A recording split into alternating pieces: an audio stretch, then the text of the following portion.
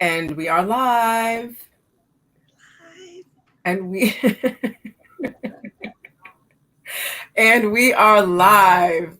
There we are. We are live on Facebook. Felicia. Yep. I'm gonna bring you in and take you back out. Hold on. All right. There we go. Yeah. You know what? I don't know. I don't know why. I mean, I'm not frozen. Well, I guess I'm not. I don't look like I'm frozen because I'm looking at myself. I don't know. You know what? Oh my goodness. So I have you can you hear me, Felicia? Yep. Okay. On my computer that I'm looking at here, it's you're frozen. And then on my phone right here, I'm frozen, but you're not frozen. Yeah. No. Yeah. No. I think you're like the only person frozen because me and Louis Shura, we're not frozen. Well, we were not frozen. Oh my But goodness. we'll just. We're just gonna do it like this. So Yeah. so welcome, folks. Welcome. I have Felicia Harden from HAPI, from the movement, the documentary, the trips, and the movement HAPI. This organization is doing a lot for our people and educating us on who we are, where we come from, and just making it very attainable, in making the education attainable in a very interesting and hands-on kind of way.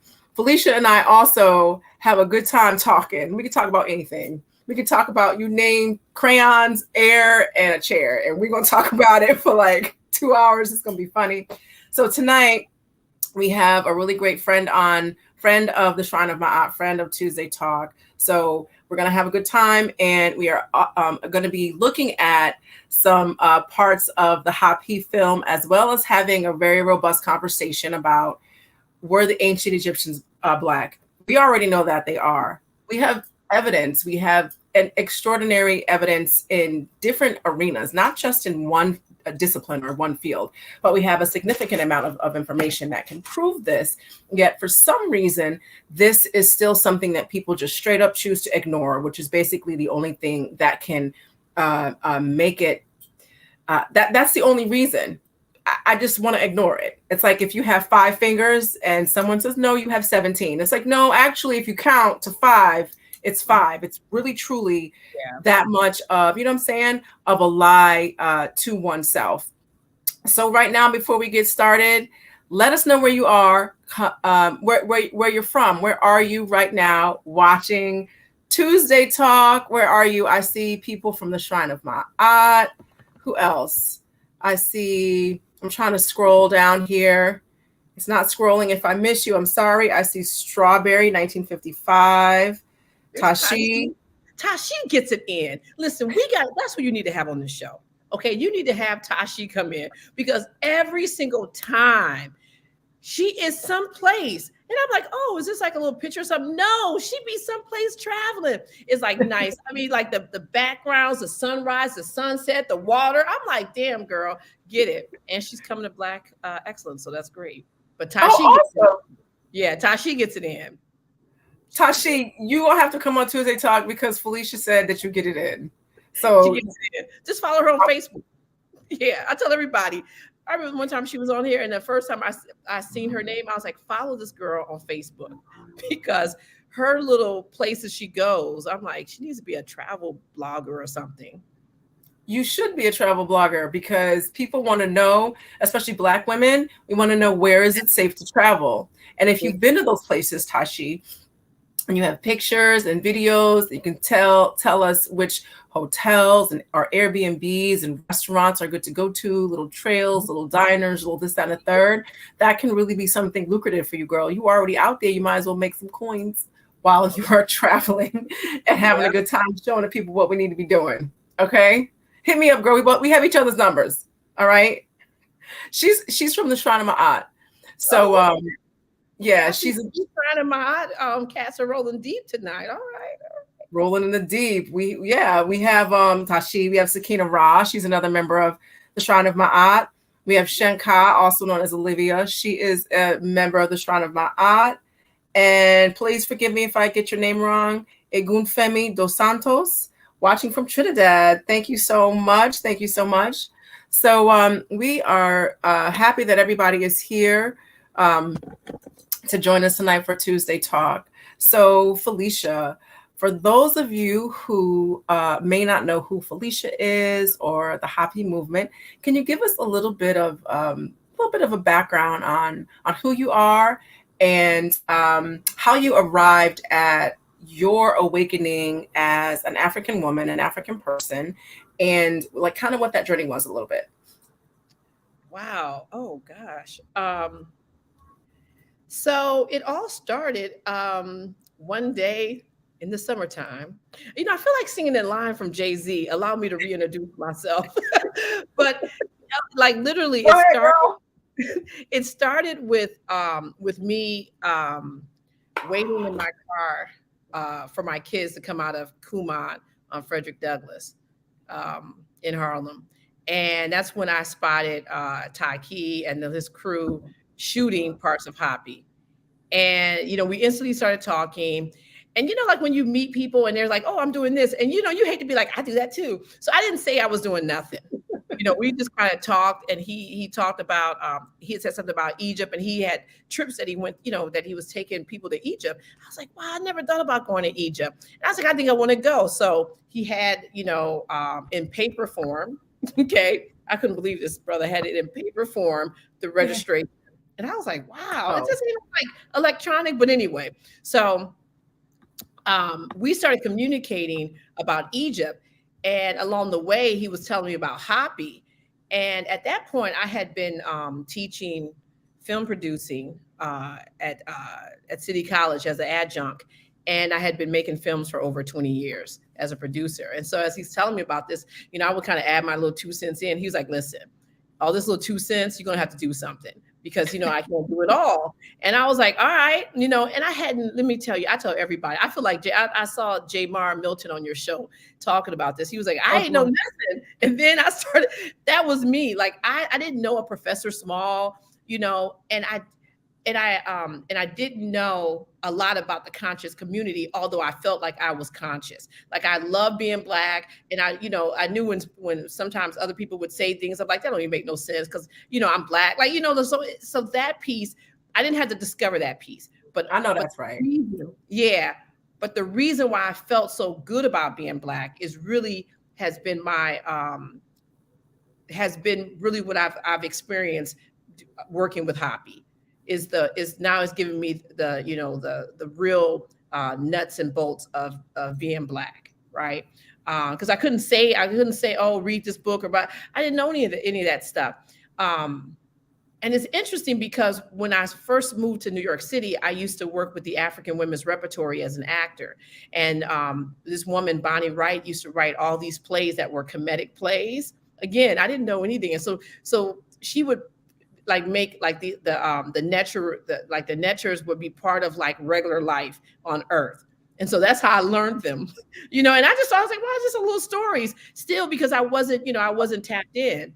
But I tell you, once I started doing a little 2 cents here, a little 2 cents there, then it was just, it was like we in this. So that's how we kind of came together, and that's how we started working on this. Taki had been working, developing HAPI for 7 years. He did 2 other films, 2 whole feature films before. So it's not like I was dealing with an amateur, he had been doing stuff. And so just each person, the first person I actually met was Professor James Small, and he yelled at me. Every time he tried to clean it up on a little other interviews, no, he was yelling. He was literally yelling at me. He asked me a question and I said some stupid answer. And so he started yelling, but we become, good friends since. But yeah, he was the first person I met. So it's been a wild experience. I can say that. Yeah. So you kind of got the tangibles to coincide with your innate consciousness while you were working on HAPI? Yes. 100%. Wow. 100%. The first time I went to Egypt, I was like, damn. I mean, actually, the first time I sat and watched HAPI, I was like, I ain't never seen nothing like this. I didn't know nothing. Like, I was like, wow, this is like, damn, this is dope. And he had so much footage. There's so much more the documentary is 2 hours and 12 minutes. But we have probably hours and hours of interviews and things like that, that we haven't been able to, kind of put together in a way, for everyone. But yeah, I was like, damn, this is great. And so each time, now I can't even imagine myself without HAPI. Like I think about, I was like, what was I doing? Yeah, like I was like, well, I didn't, so this has been nice. Been very Okay. Nice. I've heard this story before, because when Felicia, how did we meet? I just feel like I've always known you, which that's not accurate, because we would have been twins. No, I think we might have met online. We had to meet online. I think we met online because you came, you actually hosted one of our HAPI screenings. I did. And I don't even remember how I got to HAPI, quite frankly, like to host, to be a host.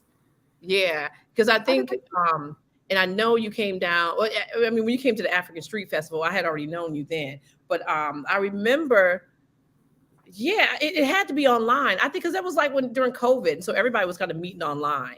And then you did and then you wrote a couple articles for our newsletter, and then we would, we'd be talking, and then it was just, just be talking for hours about all type of what? No. Well, that you kind of linked with somebody when you forget when and where you meet them. I just want to say thank you to Kurt Sally. He said, "Ooh, y'all so fine. Thank you." Got my little ditches up in the DM over there. That's what's up. Milton's in the house too. Yes, Jamar's in the house.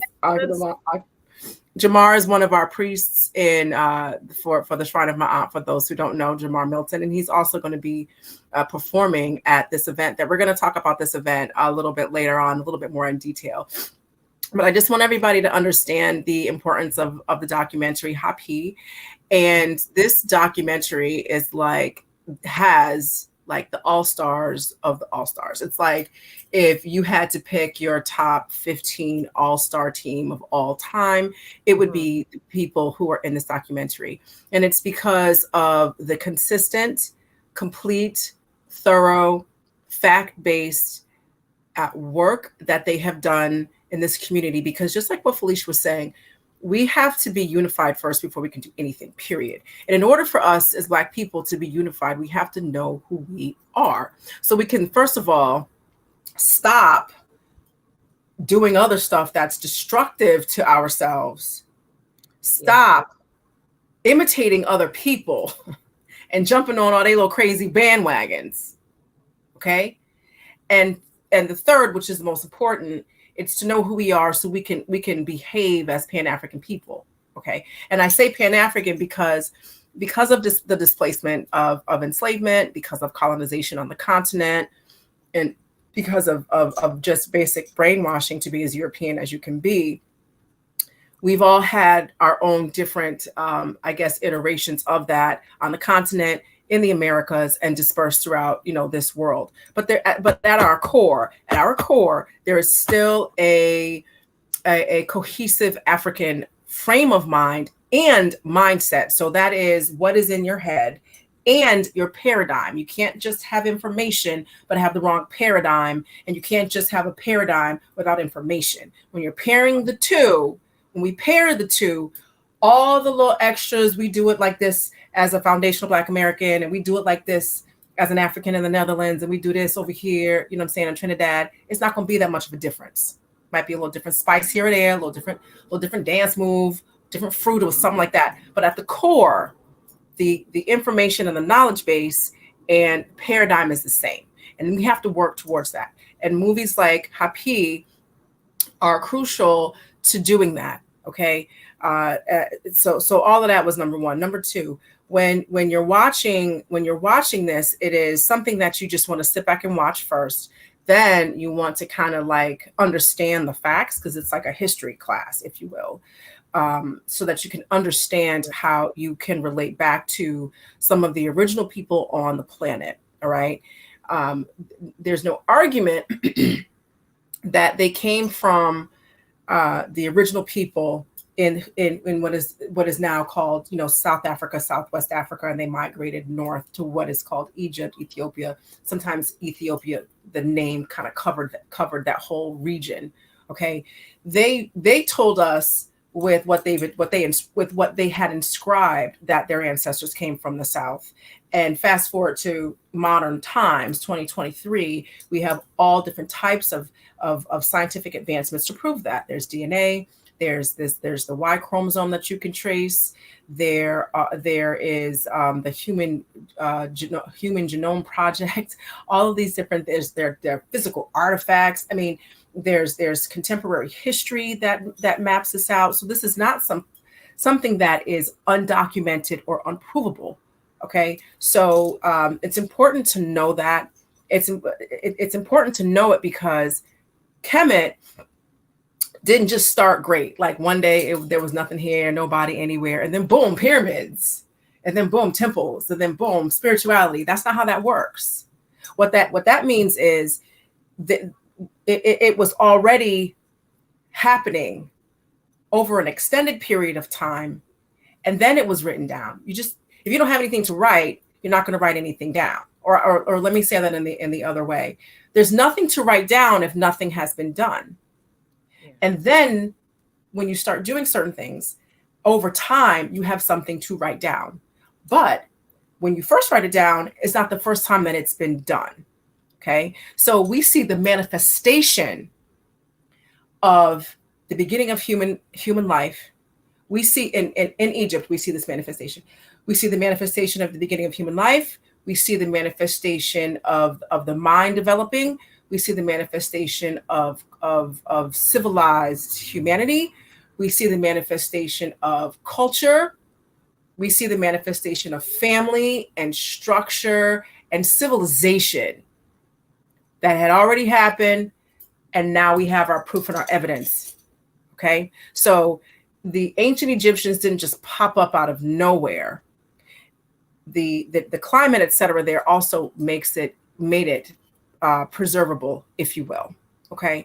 So I think it's important to have a very general, what I just gave is a very general, broad brushed understanding of how this great civilization all came about. All right. Now, the second kind of big chunk to understand is when we had the original people, let me say it again, a different way.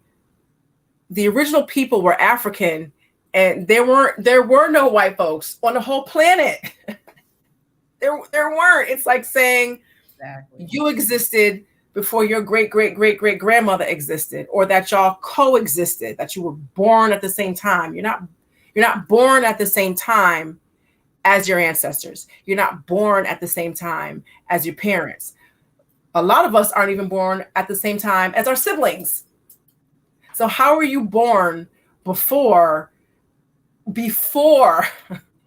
our predecessors of the original people of human life? Okay. Now we're going to have a few clips here in HAPI.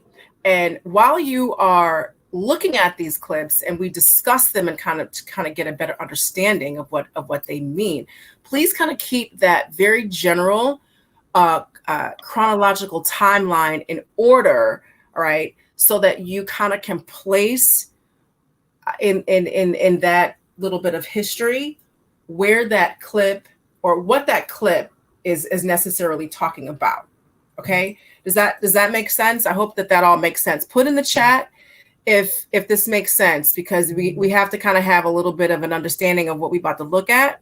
So when we look at it, you can absorb it. And remember, Tuesday Talk is a lesson. It's here to learn about Kemetic spirituality, African spirituality, and Pan-Africanism.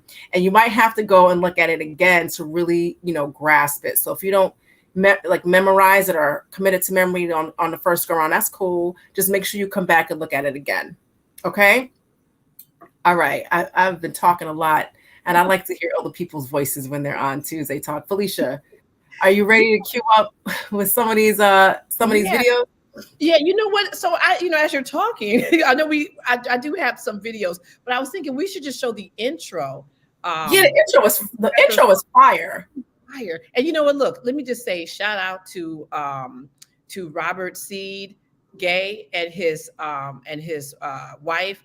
They were the dynamic duo who owned the production company Tahuti Films that actually, was, they produced the film in terms of what you are visually seeing.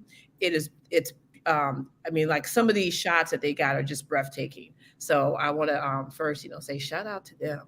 All right. Okay. And so now let me see. Oh, I can share.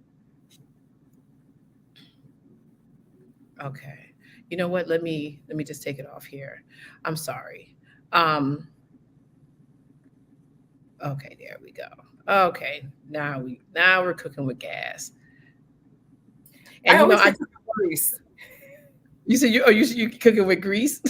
Yeah. Someone said the kitchen would blow up. Like, whatever, it's an expression. But cooking with gas, cooking with grease.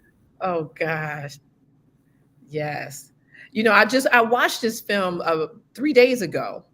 I was watching it again because sometimes it just calls you to just say, "Hey, come watch me," you know. And yeah, I need to watch it. I saw some stuff I ain't never seen, and I was like, I thought I saw this film like 1,000 times. Yep. Okay. It's is it showing? I don't see it showing. You don't see it showing? Hold on. Do I have to do something on my end? Oh, wait, it's not showing. But you hear it? I hear it. Hold on. I think I have to share my screen. Yeah, I think you have to give me the ability to share mine. I think. Oh my God, this is so awful right now. You know what? This is it's like a sketch comedy, right now. It's like sketch comedy. I don't know. Sketch comedy. Jamar, if you are watching, I need your help. Yeah, I think you have to add it. Like invite you? Yeah, you have to okay me to share my screen. Let me stop sharing it. Okay, and then I'm gonna bring it back in. Present. Oh my God, this is I'm gonna share screen. Present. Okay. All right. Oh, do I share it? Wait. Yeah, can you share it? I can hear. I am present and then share my screen. I see what you're doing. Wait. So, oh.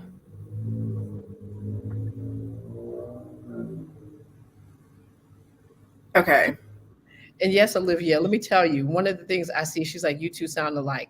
Let me tell you, I remember I was looking at Seshat was showing me some pictures. I was like, damn, wait, is that me?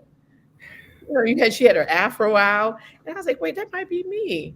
I was yes. Like, up. It's like everybody.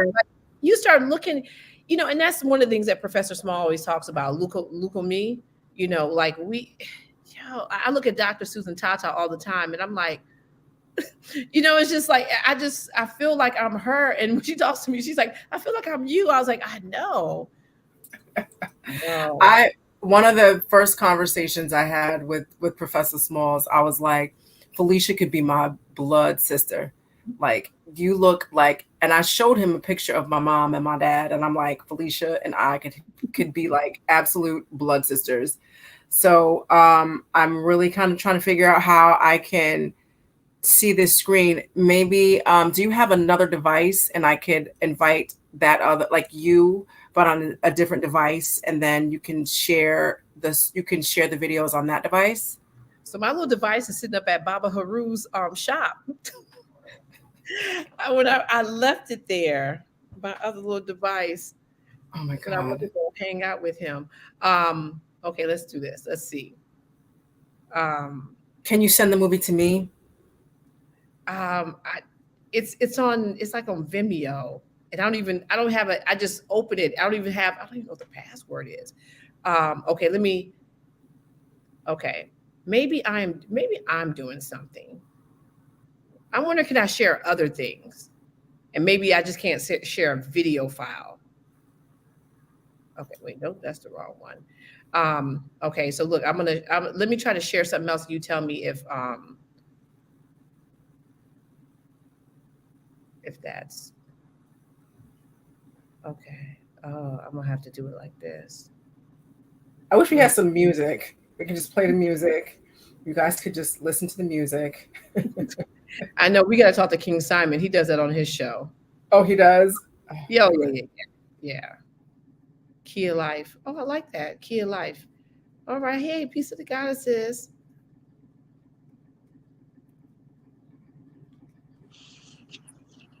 Okay, I don't know what happened.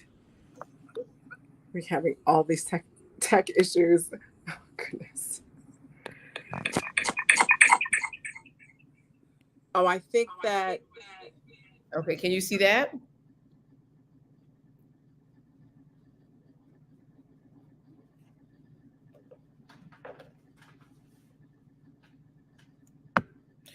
Okay, so this is not the beginning of the movie, but we're gonna show this part. And we'll come back. And did you do something different? Like if I put the movie on, you think you'll be able to see it like this? I can't hear you, but it's okay. All right, so I'm gonna show this clip. Can you hear me now? Yeah. Okay. So do you know how you got this on? Nope, but I'm gonna click this button. I hope it works.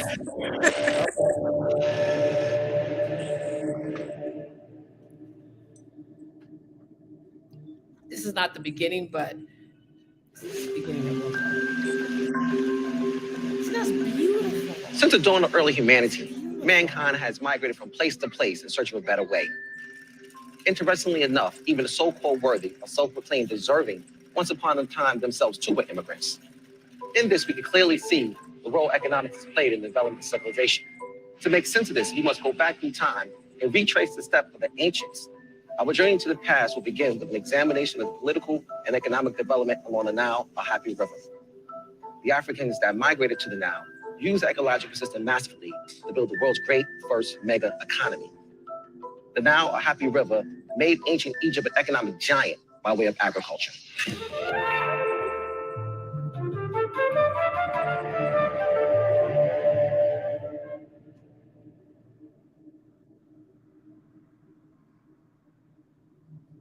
That's a DVD.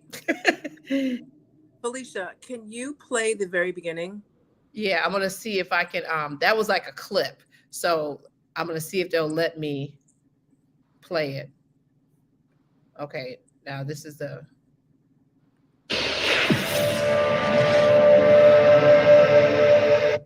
Okay.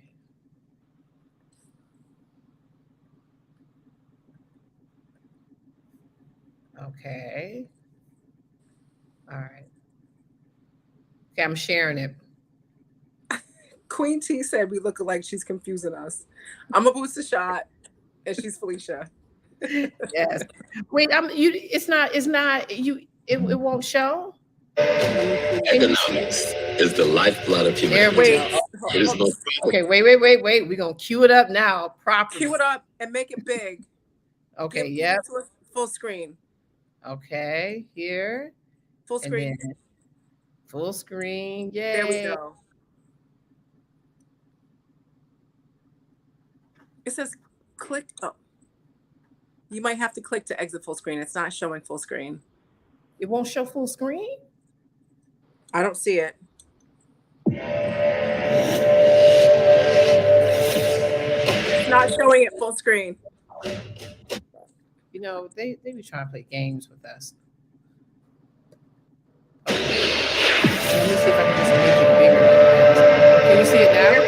It's good. Economics is the lifeblood of humanity. It is most properly called currency because, like an electrical current, money is power. It commands respect, and its chief companion is influence, to the point where some will do anything to get it. The illusion and pursuit of mundane desires may mislead you down a spiraling path of self-destruction.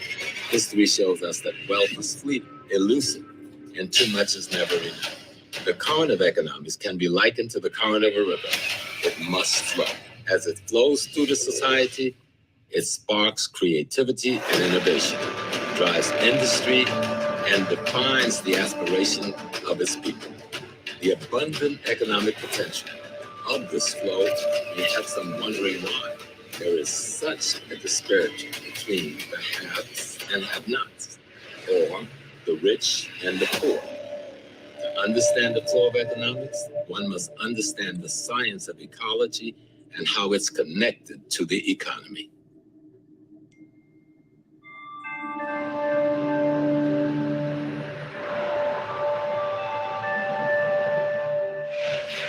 African people make up the majority of the world's population, and we sit on the vast majority of the world's wealth. Why have we not been able to turn that into political?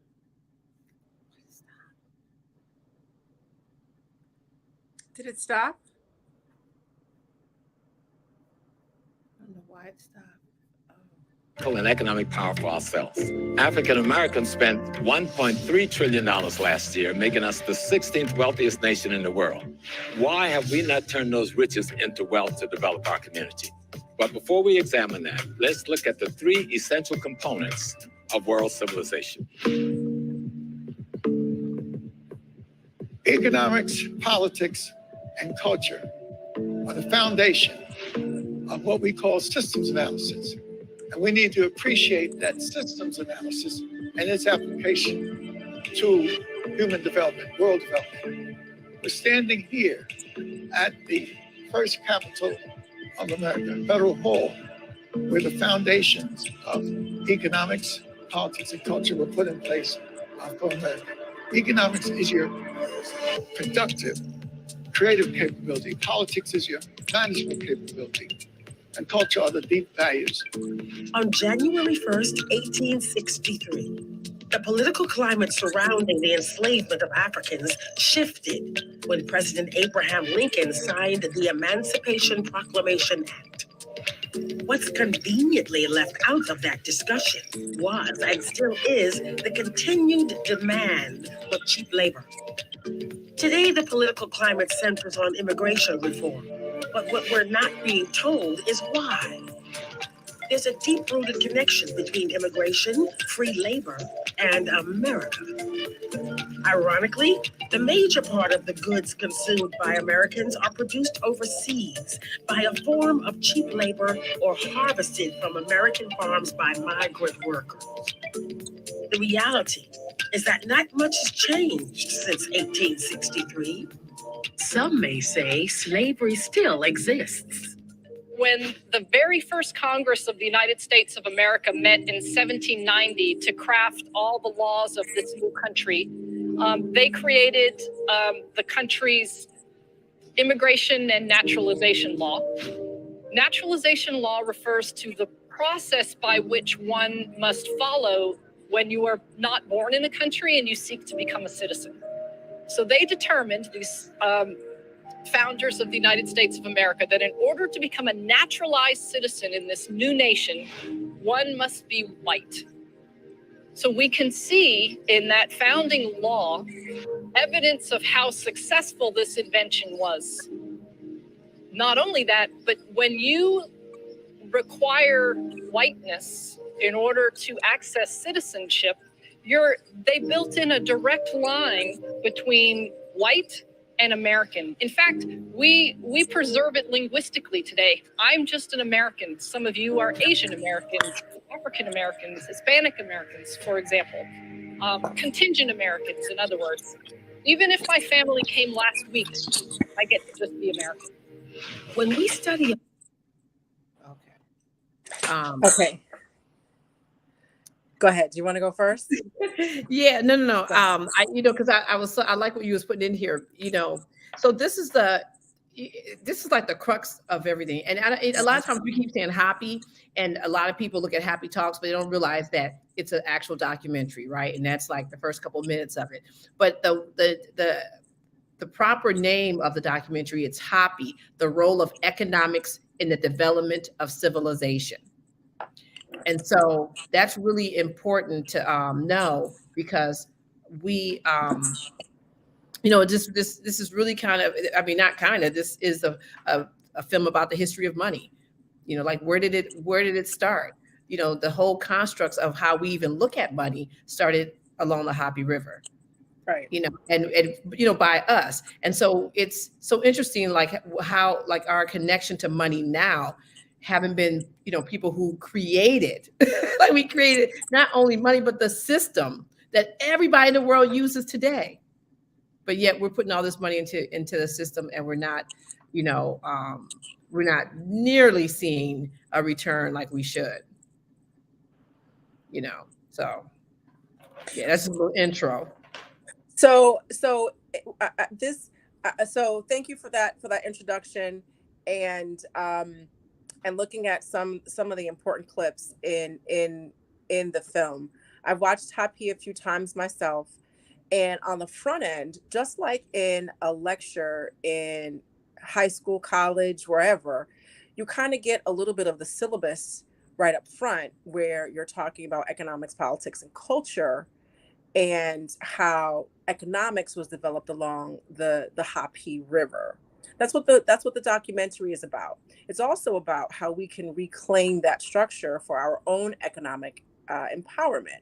Okay, so that's one of the major points of the documentary. But what else is important is to understand what the last woman was saying. Batalora. What's her first name again? Jacqueline. That's Dr. right. Jacqueline Batalora. Yeah. Right. Dr. Jacqueline Batalora, when she was talking about what it means to be white. All right. So even though she was, talking about like the turn of the last century, the same concept of you must be white in order to have economics, you must be white in order to have power, you must be white in order to be successful, is the main reason, or one of the main reasons, why there's this disconnect with the truth about who the ancient Egyptians were. So I'm trying to tie and bring the two together, HAPI, okay, and what was you just saw there, and bringing that together with were the original Egyptians, African people, okay? Part of the reason why nobody was saying that back then, nobody was like, oh, you're not black, you're white. One reason is because it was pretty much just us going back that far. But secondly, just like what she was saying, the concept of whiteness as it is associated with success and as it's associated with economic power hadn't been like created yet. So there was no question about that back then in its earliest form. All right. I'm not talking about after Kemet fell and invaders came in and we had foreigners, we had mixed people. I'm not talking about that. I'm talking about the time, the thousands and thousands of years prior to that. And remember, that's also before recorded time, before they decided to record stuff. Because remember, you don't just wake up out the womb and you start recording things. Okay. So in as much in saying that these Egyptians were white or these Egyptians were mixed, Felicia, can you give us some examples or some pieces from the documentary where we see that the modern people who live in Egypt or other people consistently try to deny the African origins of ancient Egyptians? Well, so we, it's interesting that you asked that, because, we kind of, one of the things that I think we've always been kind of clear about is that we're not, it's like, why are you, like, it's like you're arguing with me if I have a pair of earrings on. I have them on. You know what I'm saying? Like, we're not, it's not even, why we gotta even talk about that? So we're just gonna talk about regular stuff. But it's interesting that, some of these groups of people that are, Egyptians that are, coming and saying that, that we are blackwashing. That's the word that they use, blackwashing the history. Stop it. Felicia, stop. Yeah, I know. I wish I could make this up. That's why I actually hashtag blackwashing on everything that we post, so we can be clear. So we want them to look at it and say, hey, oh, but, it's interesting, so we never say that in the film. We never like, no, we're just talking about what we were doing, because it's the assumption, which is the fact that everyone was black. And we have like Dr. Zawi Hawass, however you feel about him. Okay. People are like, he's this, he's that, but he's in the film talking about what we did. Which is so ironic because when we were when people are coming at us on our social media, they always like to put pictures of him. And I was like, do these people know he's in our documentary? I tell you, it is like so wild. But yeah, the first like 22 minutes of the film, we're in Kemet. Yeah, it's about 22 minutes. We're in Kemet.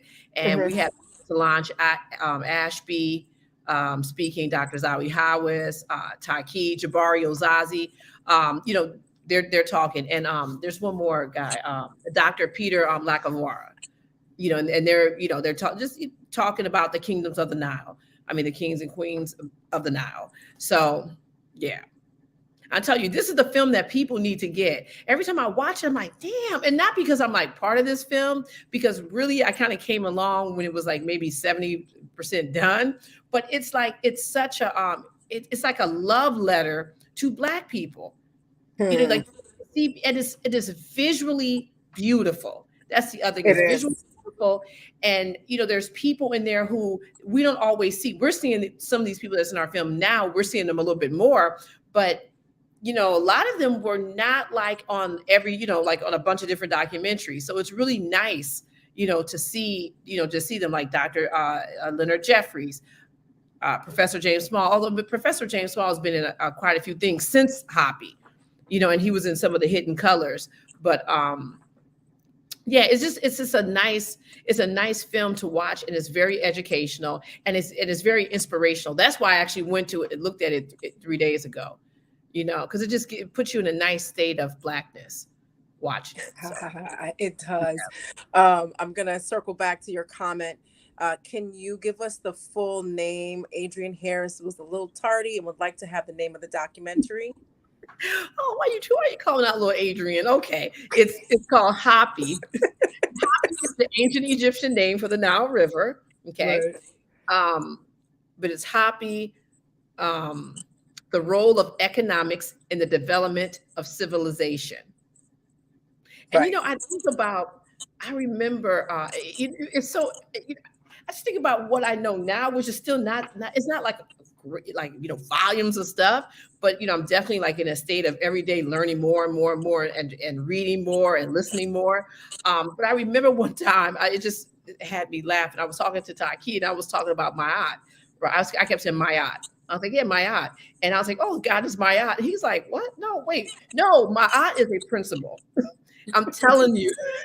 Yes. So for all you guys, I'm up there with, I see you try not to laugh. Just go ahead. It's okay. I didn't know. I know now. Well, I'm laughing. Ma'at is Ma'at, and it's a principle.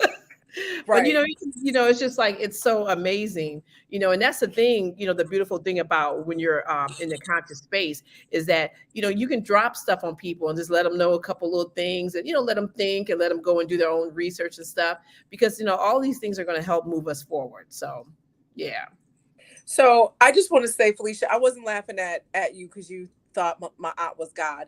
My aunt, just like Taki said, is a principle. It's a principle of balance, reciprocity, righteousness, justice, truth, right order. And my aunt can be an actual, here, let me just show you my aunt. My aunt can be the actual divine feminine iteration of the principle. My aunt sometimes is also the feather. I don't know if you can see her feather on top of her head right here. My aunt can be the scales. And my aunt can actually be my aunt as the scales. So it can be like the scales just without her. And then it can be the scales. She is the scales if you look closely. Yeah. Right. My aunt is reciprocity. And in the Kemetic stories, my aunt has no story because my aunt was already there. She already existed. Everything is built on my aunt. So I most certainly wasn't laughing at you, Felicia. I was laughing because Felicia and I know each other off camera, obviously, and she gonna call everything little. You could be 7'6". You said little. You just be saying no. Okay, because the principle's not little.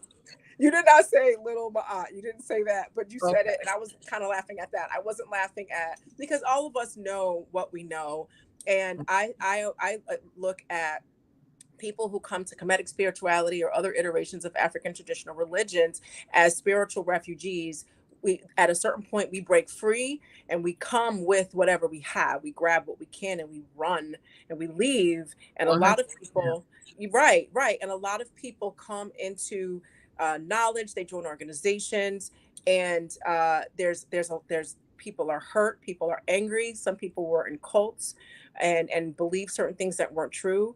And we all kind of have a hodgepodge of information until we start learning, and then we fill in the holes and the gaps, and also we can dispel with some things. I remember in 2014, I specifically remember that year because my aunt passed away and just a few things happened in that year. And Jabari was the person who told me that Jesus never physically existed, or there is evidence to suggest that, because Jabari softens the blow, that Jesus never existed. And I asked him, how did he know? And he explained how he knew. And then I said to him, if you know that I believe any more white man's lies, I want you to tell me right now. I said, I don't need for you to soften anything. Boom, just give it to me. I don't need, a pillow. And at the time, he was just like, no, there's nothing else. So, I initiated in 2018 and became a priestess in 2019. And there's a lot of stuff I know and a lot of stuff I don't know. So just jump in wherever you are if you're ready, because that's pretty much how we're all learning everything. Okay. Yeah. So Cheryl, can you put my affiliate link in the chat, because we are going to talk about the Black Excellence event that's coming up fairly soon. Yeah, and I see Olivia asked, yes. So we have DVDs for people who have DVD players, for the older, our elders here. But you can actually download it. You can download it or just stream it on Vimeo. If you just go to our website, happyfilm.com, you can get the DVD. Because I see somebody was asking for it. I know I've been trying to sell people DVDs. They're like, okay. Somebody at the African Street Festival was like, what's that? I was like, huh? I was like, God, I'm getting old. I think it's important to have a physical copy of stuff. So I think we should have DVDs and DVD players, because these links expire, and then what? Computers crash. Yeah, I mean, I watch The Wiz. I watch The Wiz every Sunday, and it's on my little DVD. See, my little DVD. See? Okay. Yes. No, you don't have to stop, Felicia. I'm just saying that's why I be giggling, because you do that all the time. Yes. So we're definitely going to come back to other clips for HAPI. But let's talk a little bit about the Black Excellence event that's coming up. Can you tell us how HAPI made the shift to Black Excellence, and then second, what is this event? Okay, so you know what? It's that damn Taki. I tell you, he was. Okay. So let me just start from the beginning. So back in February, we were scheduled to go to Kemet, and we had about 200 people, and the same group of people that we're talking about now. These little, I guess Egyptians, but they're like a little. They're just a group of them, right? They actually started a change.org campaign against HAPI and some other people that were travelers that were traveling with us, saying that we were going to blackwash history, that we were going to try to change their history by having the conference, One Africa One Africa Returning to the Source conference. They were like, we're going to come over there. We're going to, tell the Nubians, and, we're going to change their history. So they were all up in arms. They started attacking us, and we leave it up. We actually have all the stuff that they said and things that they did. We leave it up on our social media. And the reason why we leave it there is that we want everyone to be clear that the information that we're sharing with each other, that we, like on your show, on our show, that we're sharing with our people every week. We're like, read this, do this, blah, blah, blah. And some of us are kind of like, oh, I'll get to it. But there's a whole bunch of people out there that are just hoping and praying that you never do it, because they understand the power of what we're trying to do. And they probably understand it more than we do. Okay. They understand what we can do when we know who we are. Right. Period. And so they were trying to, shut it down.com. We ended up going, but we moved the dates, and we kind of traveled, in the cover of darkness and brought everybody over there, and it was a nice trip. And since then, we've gone back another time in September. But once that happened, we understood that because it was just us, it was just a HAPI out there. But an attack on us is an attack on you, it's an attack on Jabbar, it's an attack on all of us. And so we ended up changing the conference name from One Africa to Power and Unity, and we moved it to Detroit, and we had the conference there, and it was really nice. We had 13 scholars come up. It was just a really nice event, and so from there, we're always like, okay, we need to get out here with this film and get this film out here. But then it's like these things come. So Amadeus Christ, who is part of the Black Excellence event, he's also a beautiful filmmaker, such a nice guy too. Him and his friend Toby, but he created a couple of movies, but the one that we're going to be showcasing at Black Excellence is Heavy is the Crown. I'm sorry, Out of the Darkness, Heavy is the Crown, Part 1, Volume 1. And so he was talking with Taki because maybe like a year or maybe 2 years ago, there was a panel that Philippe Matthews had. It had nothing but black filmmakers, black male filmmakers. They were all talking. And so, they bonded then and they just kind of continued their relationship. So they were just kind of talking about Amadeus coming out to New York, like, hey, you should come out, maybe we show our films and stuff. It went from showing our films to like a 3-hour event to now it's like an 8-hour event, 8 or 9 hour event in Queens, February 4th from 1 to 8 or 9 o'clock, or probably whenever we leave. I want to say whenever the Black folks want to go. Yeah, it's going to be, oh my God. We have headlining is Reza Islam. This young brother is so dynamite. And such a nice young man, right? And every time I think about him, I think about Chase McGee, another nice, younger, person who's out here writing books and, trying to get this information out. But Reza Islam will be headlining. We have Professor James Small, Dr. Susan Tata, Kaba Kabane, Infudishi Juhuti Miss, and Dr. Georgina Falou. They will be doing some lectures, special presentations. So so that's like the people that will be there. And plus we're going to have a whole, like everyone that lives in the New York City area that are HAPI cast members, they're going to be in the house too. So that's your Dr. Rosalind Jeffries, Baba Haru, like they're going to be there as well. Yeah. Oh, he's nice. He's such a nice. I love Baba. Baba is funny. Yeah, he is. He did a whole commercial for Jamar Milton when I was down there filming, and he was like, "Oh, you got Jamar." And he was just going on. I got to send that to you. He was just going on and on about Jamar. Send it. Yeah. So, just to interject really quickly, I have the link if you would to buy your tickets to this event. I tagged the link. Please just click on the link, and it'll take you right to getting your ticket. This is something that you want. These kinds of events, when we have all of our legends that I had mentioned earlier, they're not legends because they just are. They're legends because they put in the work for us. 100%. These are, you know what I'm saying? These are the moments that you talk to your grandkids about. Like I went to this event. It was in Queens, and so-and-so was there, so-and-so was there, whatever. Felicia was there. Abut Seshat was there. I couldn't tell them apart. And with our outfits, you're gonna have an outfit. You're gonna get. We should coordinate our outfits and really confuse folks. Because Dr. Susan Tata started it. She was like, "Oh, I'm coming with all my glory," and I was like, "Well, damn, I need to come with some glory too." Well, now I got to come with some glory too. You got to come with glory, girl. You got to come with glory. Yeah. Adrian's just moved to New York City. She's moving, so she has to come with all her glory too. Go ahead. I can go because I'm over. Girl, come through, girl. Listen.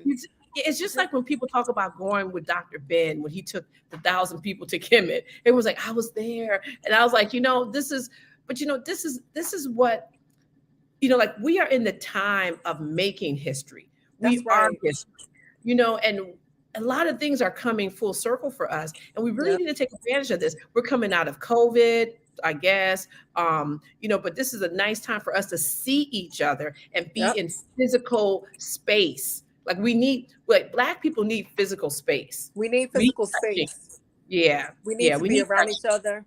And it's really important because so much that's in our quote unquote natural environment, because so much has changed and it really affects us. So when we get, or especially in the cold in the Northeast, when we get together and we get to just share our electric energy with each other, like I be feeling so revitalized after I've left a Black event. It's just an amazing feeling that a group, you know what I'm saying, can't be replicated with other folks. Like only we can give it to each other. So Adrienne, show up and let us know it's you in all your glory, girl. Yeah. And let us know it's you. And Tashi, you're gonna have to come and give an impromptu speech since Felicia was like, "You coming on?" I know. I see. She's like, "I'm coming." I was like, "There it is." Yeah, I want. She got to do some type of little class because she travels a lot. So she got to talk to us about the little money situation, how she get to all these little trips. Because on her page, she's like, "Oh, I'm just so grateful. I'm so grateful." And I was like, "Okay, yeah, we need some little more specifics, Tashi. Okay, about why are you grateful? Like, how did we get here to the beach and to all the little places you going to?" But how we doing it? Yes, Adrienne's buying her ticket right now. The affiliate, the link right here is where you want to buy your tickets. I will have this. I will update this on the Shrine of Ma'at Facebook page and YouTube pages and wherever you found all this information. Okay. Tashi said she's coming to hang with the family. There it is. Yes, it will be live stream. Okay. That was my next question. That this is the thing about the live stream, guys. You know, when we did Power and Unity, we actually we live streamed it. It was up for a couple of days, and then we packaged it. You know, we edited it. You know, we just kind of took out like some of the breaks because the breaks were, breaks. So we kind of took out the breaks, made it look pretty, and we now we sell it for $20 on Vimeo. We're not doing that with this one. So this is like if you hear, you're gonna experience it, but if you're not, that's you're it. not. You know, yeah. But the live, see, this is the thing about the live stream. See, the live stream had its own little vibe at Power and Unity, because you get onto the live stream and it's not, it's just love. And the thing about this is like not everything ran smoothly. It's especially like the first day, the first day. But there was nobody was tight with nobody. Like it was just an offering of love. And it was so, I was like, God, this feels so good. It feels really good. And so we know this is going to be even better, come February. Like, it's nice. I'm looking forward to it. I'm going to see if Ken remembers me. Oh, yes. Oh, and you know what? Oh, we just have a new, we're going to have some Ghana drummers, but we also have Lyrical Faith. She's a poet, beautiful young woman. She's going to, drop some little poetry on us. We're going to watch some of the films. We're going to watch a little bit of HAPI and a little bit of Amadeus's film. They're like special clips. So it's going to be an all-day event. Okay. And also, who are the other performers that are going to be there? Jamar Milton. Jamar's going to be in the house, and Brand Nubian. That's right. Oh my God, I was Brand like, what's she gonna say that? Brand Nubian is one of my favorite groups of all time. I saw a picture of you. I was just flipping through Instagram. I was like, hey, wait, how are you with the Brand Nubian? I think you were with Lord Jamar. I saw a picture on IG. So my friend in Connecticut throws parties, and one day he hit me up. He was like, yo, Sai. He was like, I'm throwing a party. You want to go? DJ Kid Capri gonna be there and Brand Nubian. I was like, I want to go. Like, are you kidding me? Oh my God. Kid Capri was there. Brand Nubian was there. And, growing up in Connecticut, I was in Gifted and Talented, 4th and 5th grade. That's when the black people started to thin out in your class. And then I went to prep school for 7 years. And I was always a self-respecting Black person, just kind of like what Felicia was saying. I knew that was wrong. Didn't necessarily know a whole lot more, but I knew I wasn't going to do that. Right. Yeah. So when you were a self-respecting black girl in Connecticut in prep school in the era that I was there, it could be tough. I mean, I didn't get picked on, and this one kid tried to pick on me once, and then he said something. He used a derog. He called me the N-word, and I asked my mother what the equivalent was for his brand of white. She told me. We were in art class. And I remember sitting at that art bench, and I sat across and I looked at him just like this. I was 10. I was 10. And I was ready. And I was ready for all the smoke because I was getting ready to give him more. And I told him his brand of derogatory name for his brand of white. Never in my life has that ever happened again. I have no problems with anything directly at the school, but I still was in that environment. You hear a lot of comments or whatever. Mm-hmm. And when we did our senior, we had a big racial situation happen my junior year. So by my senior year, I was like, I'm going to HBCU. I know that for sure. I'm sick of this. Thank you, Mom and Dad. I appreciate the private school. I see what you're trying to do there. I got you, but I'm out. I'm going to HBCU. Thank you. And for my senior page, I quoted Bob Marley, Malcolm X, and Brand Nubian. There it is. Grand Poobah, to be exact. The devil still causing trouble amongst the righteous people. With there it is. Right. So like I rocks with Brand Nubian, like heavy. And like in that era, we had Rakim, we had, KRS-One. We had the dopeness. We had, oh my God, it made us who we are. It made us who we are. Yeah, and it's so interesting because my love for Brand Nubian came. I was in the Air Force after I got out of high school. I joined the Air Force. My dad had been in for like 36 years. He retired from the Air Force, so I joined the Air Force, and just so happened I joined in for money so I can get money to go to school. I wasn't thinking about, I'm going to fight. I wasn't thinking about nothing like that. So I get in and, oh my God, Desert Storm happened. Something in Panama happened. So it was Desert Storm, Desert Shield, and a thing in Panama. And so I started, I was working in a hospital and I was like, oh my God, I might have to actually go somewhere and fight. Right. I was like, I wasn't doing all of that.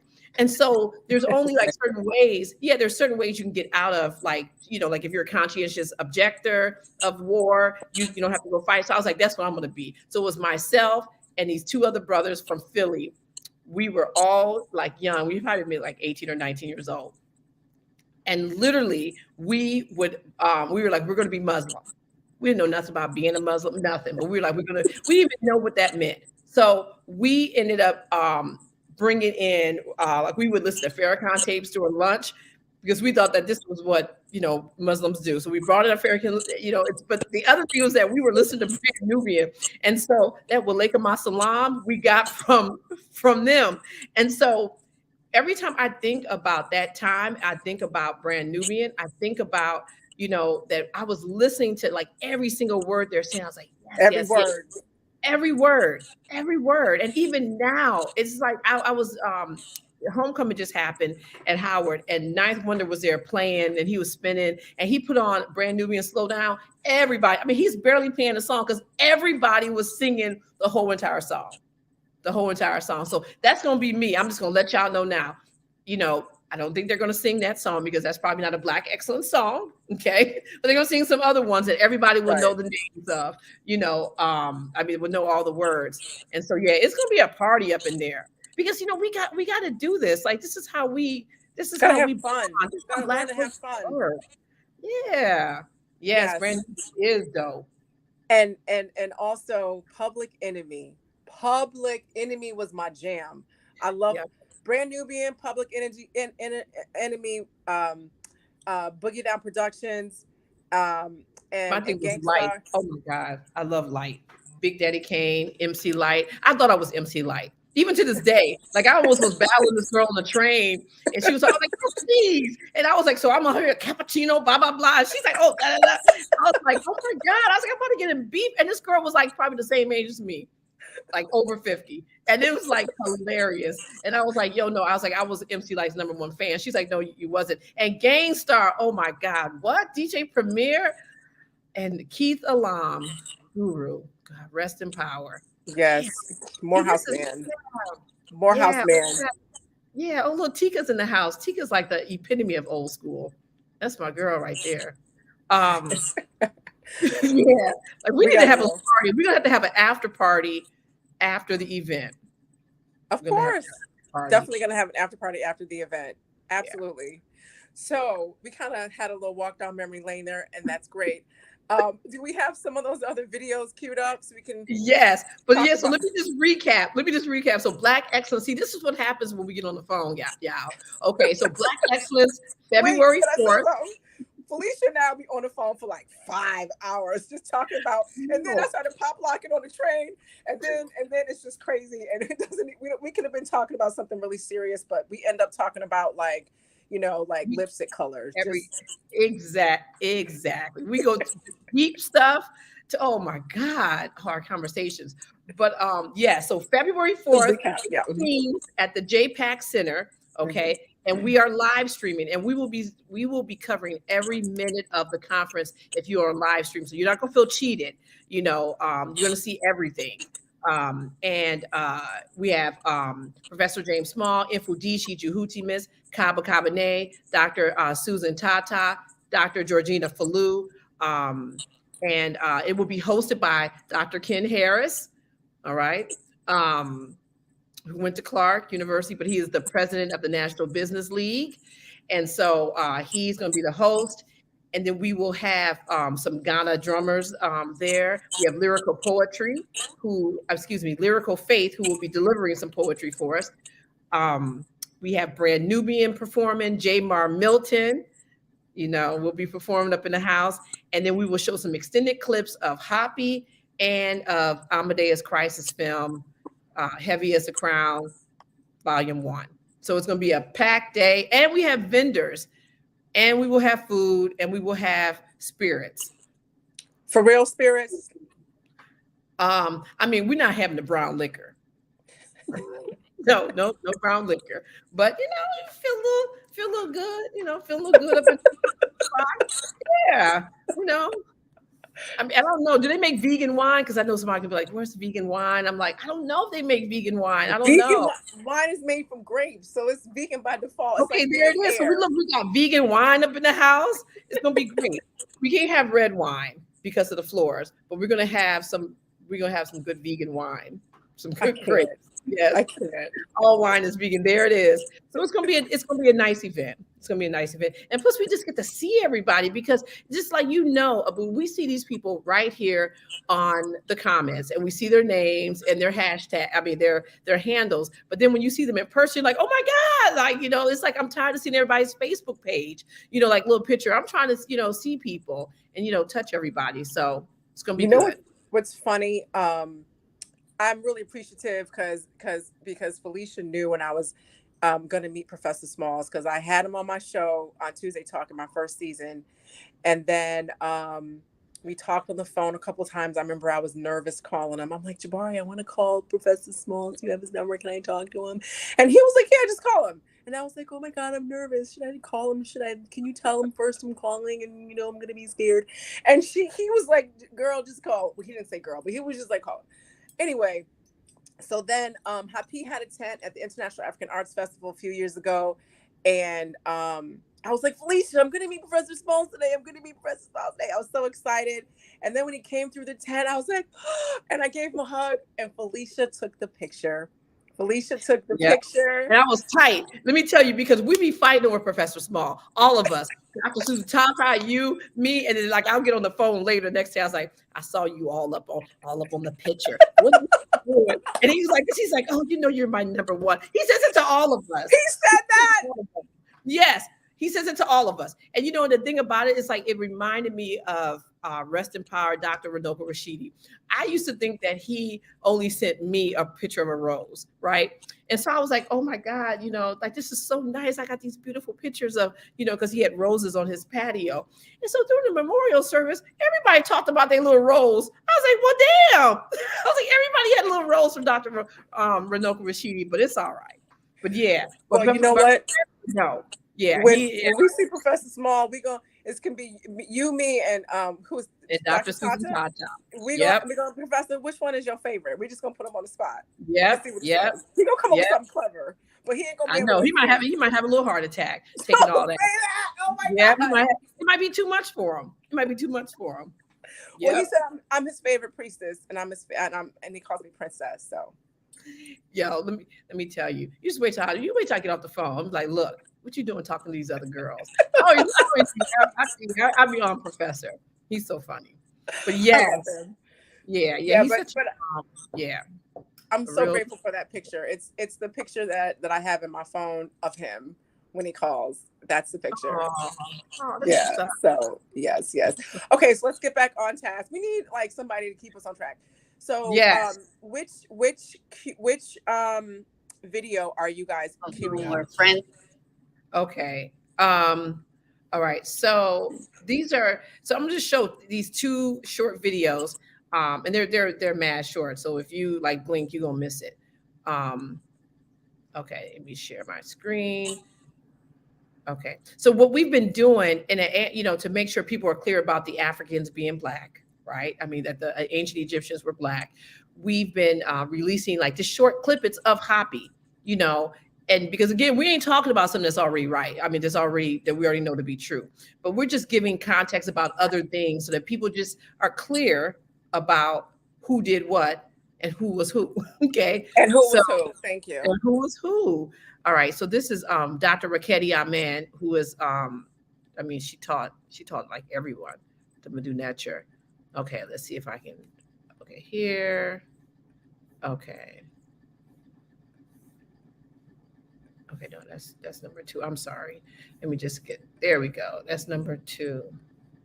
Okay. Are you can you see that? I don't see it. Do I have to share my screen? Yeah. Share your screen. I don't see it. Oh no. I pressed more and I don't see it. Broadcast info. Oh my goodness.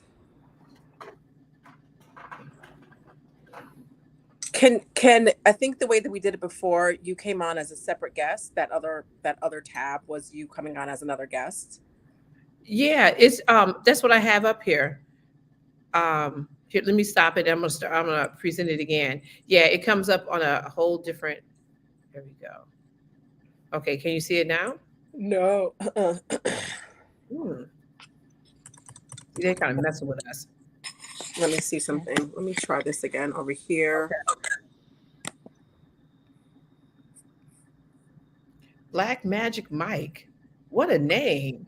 Okay. That's somebody's name in the chat? Yeah, Black Magic Mike. He said, "You y'all are hilarious. I can't even make grilled cheese." Okay, so the hotel. Good question. While we're trying to figure this out, the hotel, the Holiday Inn, is an express hotel that's on Jamaica Avenue, or it's off of Jamaica Avenue. But that's probably the closest hotel, and a lot of people will be staying there. So it's the Holiday Inn Express Holiday Inn in Jamaica. It's kind of close to the airport too. Queen T. All right, Queen T. Where you calling from, Queen T? Where's Queen T coming from? Did somebody ask about Remy? No, we are not going to have Remy at the HAPI event. Oh my. Like, no.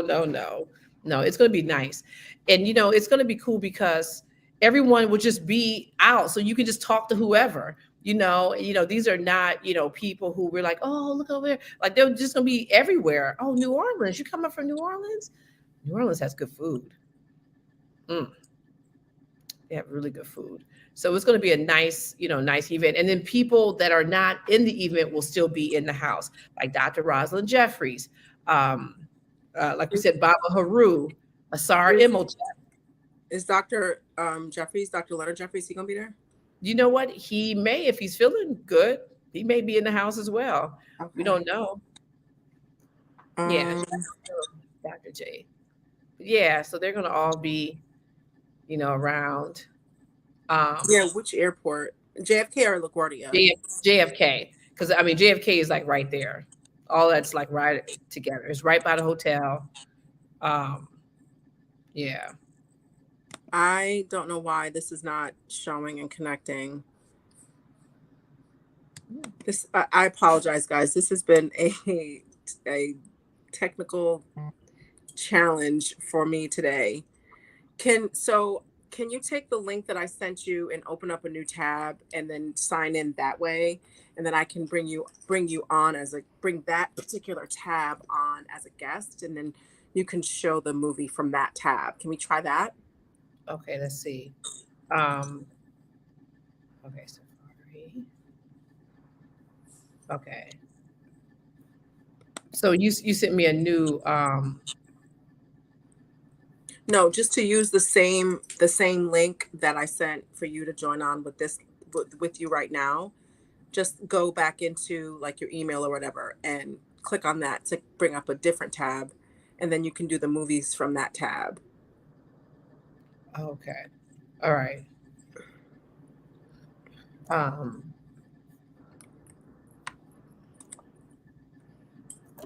Okay. I'm sorry, family.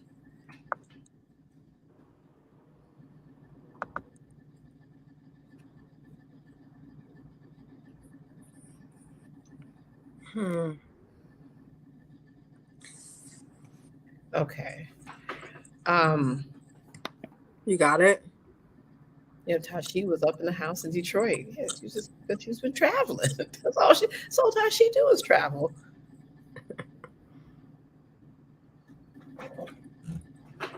Okay. I'm gonna mute my mic. I think I'm gonna enter this. You hear that feedback? I do. I'm gonna mute my mic as well.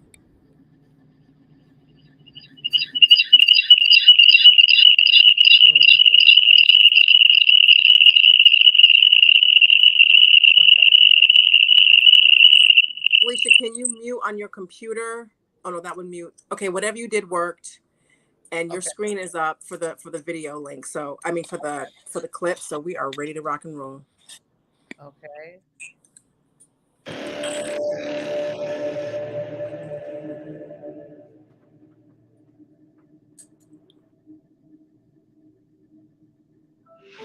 Once a year, the Nile, or HAPI River, overflowed its banks. When the flood waters receded, the inundation left behind rich silt in the soil that made the earth rich and from which each season several crops were yielded. The political and economic development of Nile Valley civilization began with the Nile, or HAPI River. The Africans that lived along the HAPI River understood the fundamental importance of economics and its complementary component, politics. This system of economics and politics laid the groundwork for the organizational structure responsible for building great monuments like the pyramids. To achieve this monumental feat, the ancient Egyptians relied on two main economic resources. One was its vibrant agriculture, and two, its people, the combination of which made Northeast Africa an economic model. The architectural legacy it left behind is just an example of ancient Egypt's economic and political strength. How were the ancient Egyptians able to translate their agricultural wealth into a system of governing that managed the creation of their structures? What data did they leave behind? Perhaps the keys are in the monuments themselves.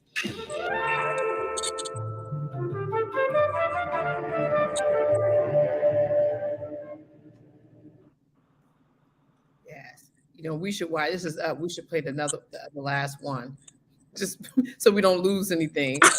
Right. While we got it, let's do it. Oh, God, I still have to stop it. Okay. Let's see. Okay.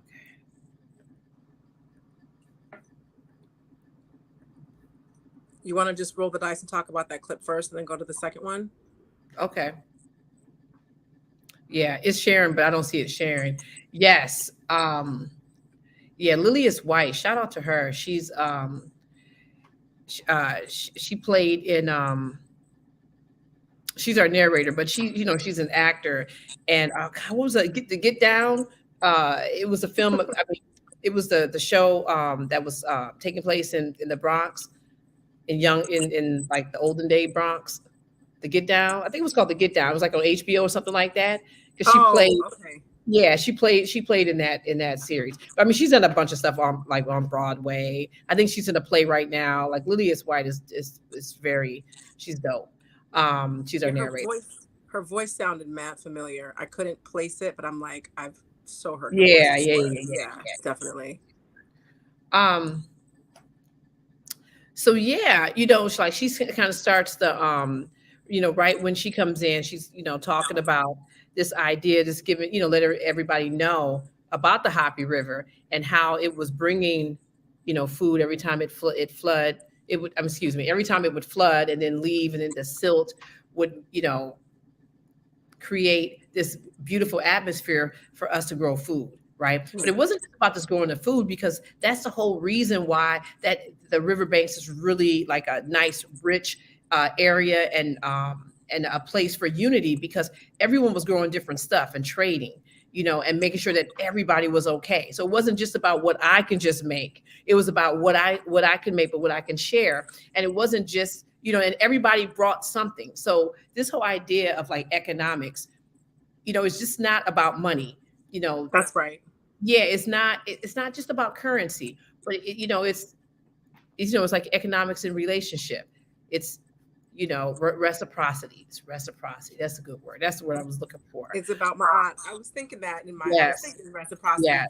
Because if Felicia is at the HAPI and she has 10 apples, and I'm at the HAPI and I have some honey and some lemon, we get together, we can have some cider. And and it was about making sure that we together can have some cider, and then she can have some lemons and some honey, and I can have some apples. So we walk away with cider, apple, lemons, and honey.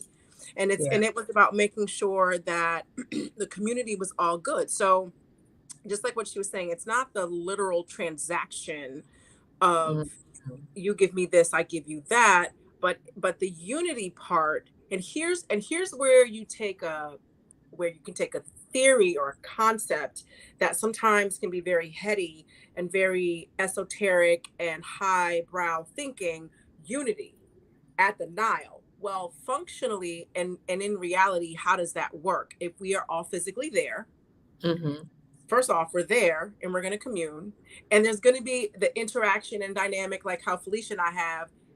There are people at the HAPI who were doing that, laughing about nothing, having conversations, going on tangents, whatever, really kind of communicating with each other, right? So you have the interpersonal interaction and dynamic, like that was in the Detroit conference. It's going to happen in the Queens conference. Just being around each other, loving each other, right? So there's that. The second thing is definitely growing different food items, making sure that you and your family have what you need, and trading and exchanging. And in that exchange, there's that sense of currency. There's that interpersonal relationship currency of exchange, right? And there's, because you're giving something that you want to give, or that needs to be given, and you're getting something in return. That's a kind of currency. And you can even look at it as an electrical currency, interdynamic currency, and also in the exchange of food, for food, and also for actual factual money, whatever the iteration of money was at that particular time. And so when you're gathered there, you experience and contribute to and benefit from the gathering, and therefore the unity of your people. Yeah. So there's this concept of unity, right? But then there's also the actual 100%. Practical manifestation and doing, if you will, of the unity, and that is what our people did. So because you had this Nile, this HAPI, coupled with this particular climate that enabled absolutely brilliant people, our ancestors, to create the things that we created, that's how we got that civilization. Yeah.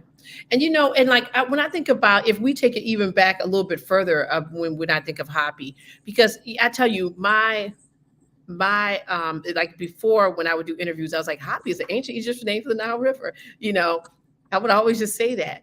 It is now like years later where I'm like, HAPI is actually inside of me. It's inside of all of us, because this unity, this, these things that we talk about, these grand concepts, they can't even be exercised out until we exercise them amongst ourselves, right? Period. So you got to have unity in yourself. Like, you got to get a hold of who you are and be clear about your intention, your purpose here on life. Like, those are things we got to figure out before we can start really sharing them with other people, And some people start trying to share stuff too early, like when they're not ready, and so these are, and sometimes it's hard to have relationships. It's hard to do a lot of stuff when you inside is not really ready. And so that's just kind of to tie it back into Black excellence, that whole idea of Black excellence, it's really about, this event is about us looking in ourselves and finding our Black excellence, because a lot of us are walking around this earth not realizing who the hell we are. Yep. Like the greatness in which we come from, like for real, that we can, our creativity, like Dr. Abut Seshat, when he said that on my show, he was like, our creativity is our genius. But I think that because we are so always doing it, we don't even recognize it as a gift. It's a gift. We try to, to figure out and to make things into something that's usable for everyone, and so, this is really, it's an outside journey, but it's really an inside journey, because trust me, you have been around people who who have HAPI inside of them that feel good, because they radiate a whole different way. You know what I'm saying? You've been around those people. So we need more people like that, so we can then get on to doing the business that we have to get on to doing, like that's really, how we're, how I've really started to just internalize just this idea of HAPI, it's just keeps, I keep thinking about it, such a connection. That was dope, Felicia. I thought you were going to say something funny when you were like, sometimes people share before they're ready. I was like, she's going to give an example. It's going to be funny. But yeah. No, I can give some examples. Oh man, I can give some examples, but I'm not. Because I just think about the times like when I've kind of stepped out, because the thing about it is like, you're never going to get everything fixed, right? But the thing about it is like, you have to know that. It is like the people who walk around like, oh, I got everything fixed. You're like, no, like you can't even be clueless about things you got to work on. You got to be clear about them, because you being clear about it, and not that you're perfect. And that's one thing. That's one reason why I really can appreciate Professor James Small, because like, we look at him in a certain way, right? But I remember having a conversation with him. He was like, look, you can do this. You can say, we can all do stuff. Malcolm X is just Malcolm X, and he wanted to do this, so then he did this. And he's just giving all these people, he's like, you had the same stuff that he had. And I was like, man, like I never, because we just put everybody like up on a pedestal, but that's so true. It's like, once you get connected to who you are, it's a wrap for everything else. It's a wrap. It's a wrap. It's like a direct line. It's like, yo, you have your answer. You got everybody. And it's just like, it's nothing that can happen at this point. Like, right. Stop. I feel you on that. I've had all the way up. I don't know why I keep wanting to say rap lyrics. I tell you, because Grand Nubians in the house. I see my friend Lucio from Chicago is in the house too. Shout out. He's always sending me videos to watch, which I can appreciate. But yes, so yeah, it's all intertwined. We can't get our money right until we get the money inside of us right. We got to get right. That's right. Right. And we can do it. So there's going to be lots of examples of Black excellence. And plus, everyone's going to be talking to everyone. Because see, that's where the gold is right there. Right. It's like when we break out, because there's time in this event, for us to network and to talk. It ain't going to be enough time. Because you 5 hours. It ain't going to be enough time, but it's enough for everyone at least, get some digits, be like, yo, let me call you. Let me show up. Like that's really, that's really super important. I still talk to everybody I talk to at One Africa. That's good. So yeah, that's dope. That's fire. So do you have the other? Yep, it's already ready. Yeah. All right, ready to rock and roll. Okay. Which we invented. Absolutely. Okay, can you see it? Not yet. Yeah. Whatever you did, do what you did earlier, girl. Whatever that was. Yeah, I didn't do anything. It just popped up. Like the thing was making too much noise, so I shut it down, and then all of a sudden it popped up. I was like, oh, okay. The ancestor said, let me help these two out. Yeah. Oh, Queen T wants the link. Yes, you got to get Seshat has her link. Cheryl, can you drop the link in the chat? Yeah. Queen T. That's what's up. I got my beautiful picture of Queen T over there. Girl, I wouldn't even know. Let's see if we can try this again. Tell me if it pops up. Because you were doing something on your end. When you doing something on your end too? I was trying to log back in on my my Chromebook. Uh-oh. Something's coming up. Okay. But it's not there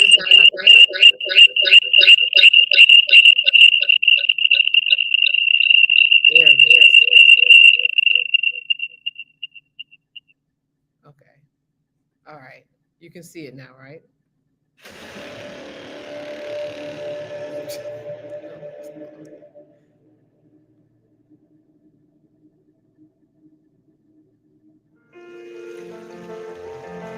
If we go back in history, the Nile secured the means of transporting for trade purposes the goods and resources that those communities needed to eat, to dress, for housing, for health.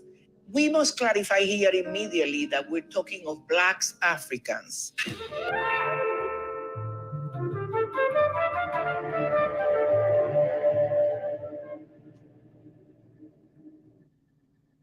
Okay. All right. So Dr. Georgina Falou, which will be at Black Excellence. So this sister right here, the cool thing about Dr. Georgina Falou, I just did a little quick story about her. When she came to One Africa, she came, she was just like, I'm coming. She was just coming to support. And we were like, well, since you're going to come, you might as well just get on the little microphone, right? You can be part of this panel discussion. She was like, okay, I'll do that. She had a bunch of little papers with her and stuff, but, we didn't pay the little papers no mind. So we get to the, to the spot, and they gave her a little time to talk. And she was like, we need to do stuff. Like, that's Dr. Georgina Falou is about doing stuff, not about talking in theory. She's like doing stuff. So she got up there with the thousands of people that was on live stream and a couple hundred people that was sitting in front of her, and it's like, here's my phone number, and gave out her phone number, right? And she was like, call me if you want to get, for free, I will help you start your corporation, because you showed up at this event, I'm going to help you do this. So all her little paper, somebody started to help her. She got them Xerox, and she was literally walking people through the physicality of filling out their paperwork for their corporation. She was not playing. And even when we did the rebroadcast, we were like, oh, do you mind if we put, do you want your number? Take it out. She's like, no, leave it in, because she's like, if you call her, she's picking up. Oh, you need this is a little paper. Like she was about business. And I don't know, we should have took account as to how many people she actually started their corporation. But when it came time for her to be on the panel, I had to come out because she had, she was sitting out, outside the conference hall, and she had a bunch of like people in front of her, and she's like, okay, number one, do this. And I mean, everyone had their stuff out. I had to come get her. I was like, hey, listen, we are needed for the panel. And she was like, no, I can't do that. I'm doing this right here. And I was like, no, you got to come on, Dr. Georgina Falou, like, let's go. She said, no, I'm helping everybody. I was like, oh no, I had to pick up her little purse. I put her purse on. I was like, y'all got to tell this little lady that we'll come back to this, because she was like, yeah, LLCs. Yep. See, Jason Holmes. She literally was like, I'm doing the work. You know what I'm saying? Yeah. So we're really excited to have Dr. Falou in the house, Falou, because I know, now she got time. She gonna get them little papers together, and it's gonna be something. So, because she's like, we can't, and one of the things that Dr. Jacqueline Badalora said when she was talking about, like, later on in HAPI, I wish I knew the number, but later on in HAPI, she talks about like just the corporations and how, the United States, like corporations are written like in the Constitution. You get all the rights through corporations. It was built on that. So that was a way, to kind of to put in a system that would take care of a certain amount of people. So if you had, if you had your corporation, there's certain tax laws, all these things, you get benefits, but it's like we're not connected to that. Like, we don't know about these things. And so Dr. Georgina Falou is like, no, everybody's gonna know about this, because when you get this, then it means you can do this, this, this, and that. And so those things are like really, like, we can't be afraid of tax law or tax codes. Like, we have to really embrace those things and understand them, and use them for our, advantage. So yeah, make sure you show up. Oh wow, that was. Yeah, if you got some little idea, she gonna help you fill out that paperwork right then and there. You're not gonna be messing around. Yeah, that was very powerful what you said about Dr. Falou. I first met Dr. Falou when I hosted the HAPI panel. There were some legends up there. I had fun. That was a fun time. And Dr. Falou was there. I then had her on Tuesday Talk, and I had her on a second time where there was like a flood at her organization. She's an older woman, and it was like late at night, and she was like, I can do the Tuesday Talk here because I had to take care of something at her business, and the reception wasn't working. So ultimately, I had to call somebody else to come on for Tuesday Talk. But to Felicia's point, to my twin sister's point, Dr. Falou was doing the work at night, like up in it, and then also doing the work where we were trying to. Our reception was, I couldn't. But what we were going to talk about was the economic empowerment, was what it is that she does. So she's into grants and stuff like that. And you know what? When I have Dr. Falou on, I get a little cab. She take a cab to my house. That me trying to say, okay, touch this button and da da da. Oh no, I can't. I was like, come on to my house, Miss. I love Miss Camille Yarbrough. Come on to my house. So much easier. Because you'd be like, touch this button. And you're like, wait, what? I can't see myself. Like, it'd be all types of stuff. I'm like, just come on. Yep. Just come on over. I'll be in one room. You'll be right here. Then we good. Yeah. Right. Yeah. That's I'm in a space where my internet is always an issue. I figured it out this time, but when I was in Connecticut, oh my goodness. When you came to Connecticut, Felicia, you didn't even see where I actually live. And the internet is not, it feels like the 80s there sometimes. It's like, oh goodness, it's by the woods with the bears and all of that. It's different. You should maybe come back up and you can see where it is, even though I'm not even there. You can go visit my mom and my dog without me and see the bears and all the deer. But anyway, I know, my little puppy. So yes. So getting back to what we were saying before, the movie the documentary isn't just a documentary like, oh, Black stuff, that was so nice, and then you go on about your business eating Kennedy Fried Chicken and twerking. Okay, like that's not what it's about. This whole movement and everything that we're doing, not just with the HAPI, not just with Black Excellence, not just with the Shrine of Ma'at or Tuesday Talk or Abut Seshat or anything like that, but everyone who is doing what it is that they do. Okay, because everybody isn't doing the same thing. Everybody shouldn't. We can't just do one thing.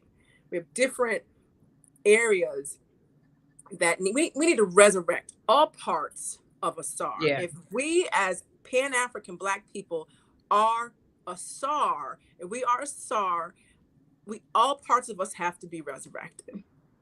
Okay?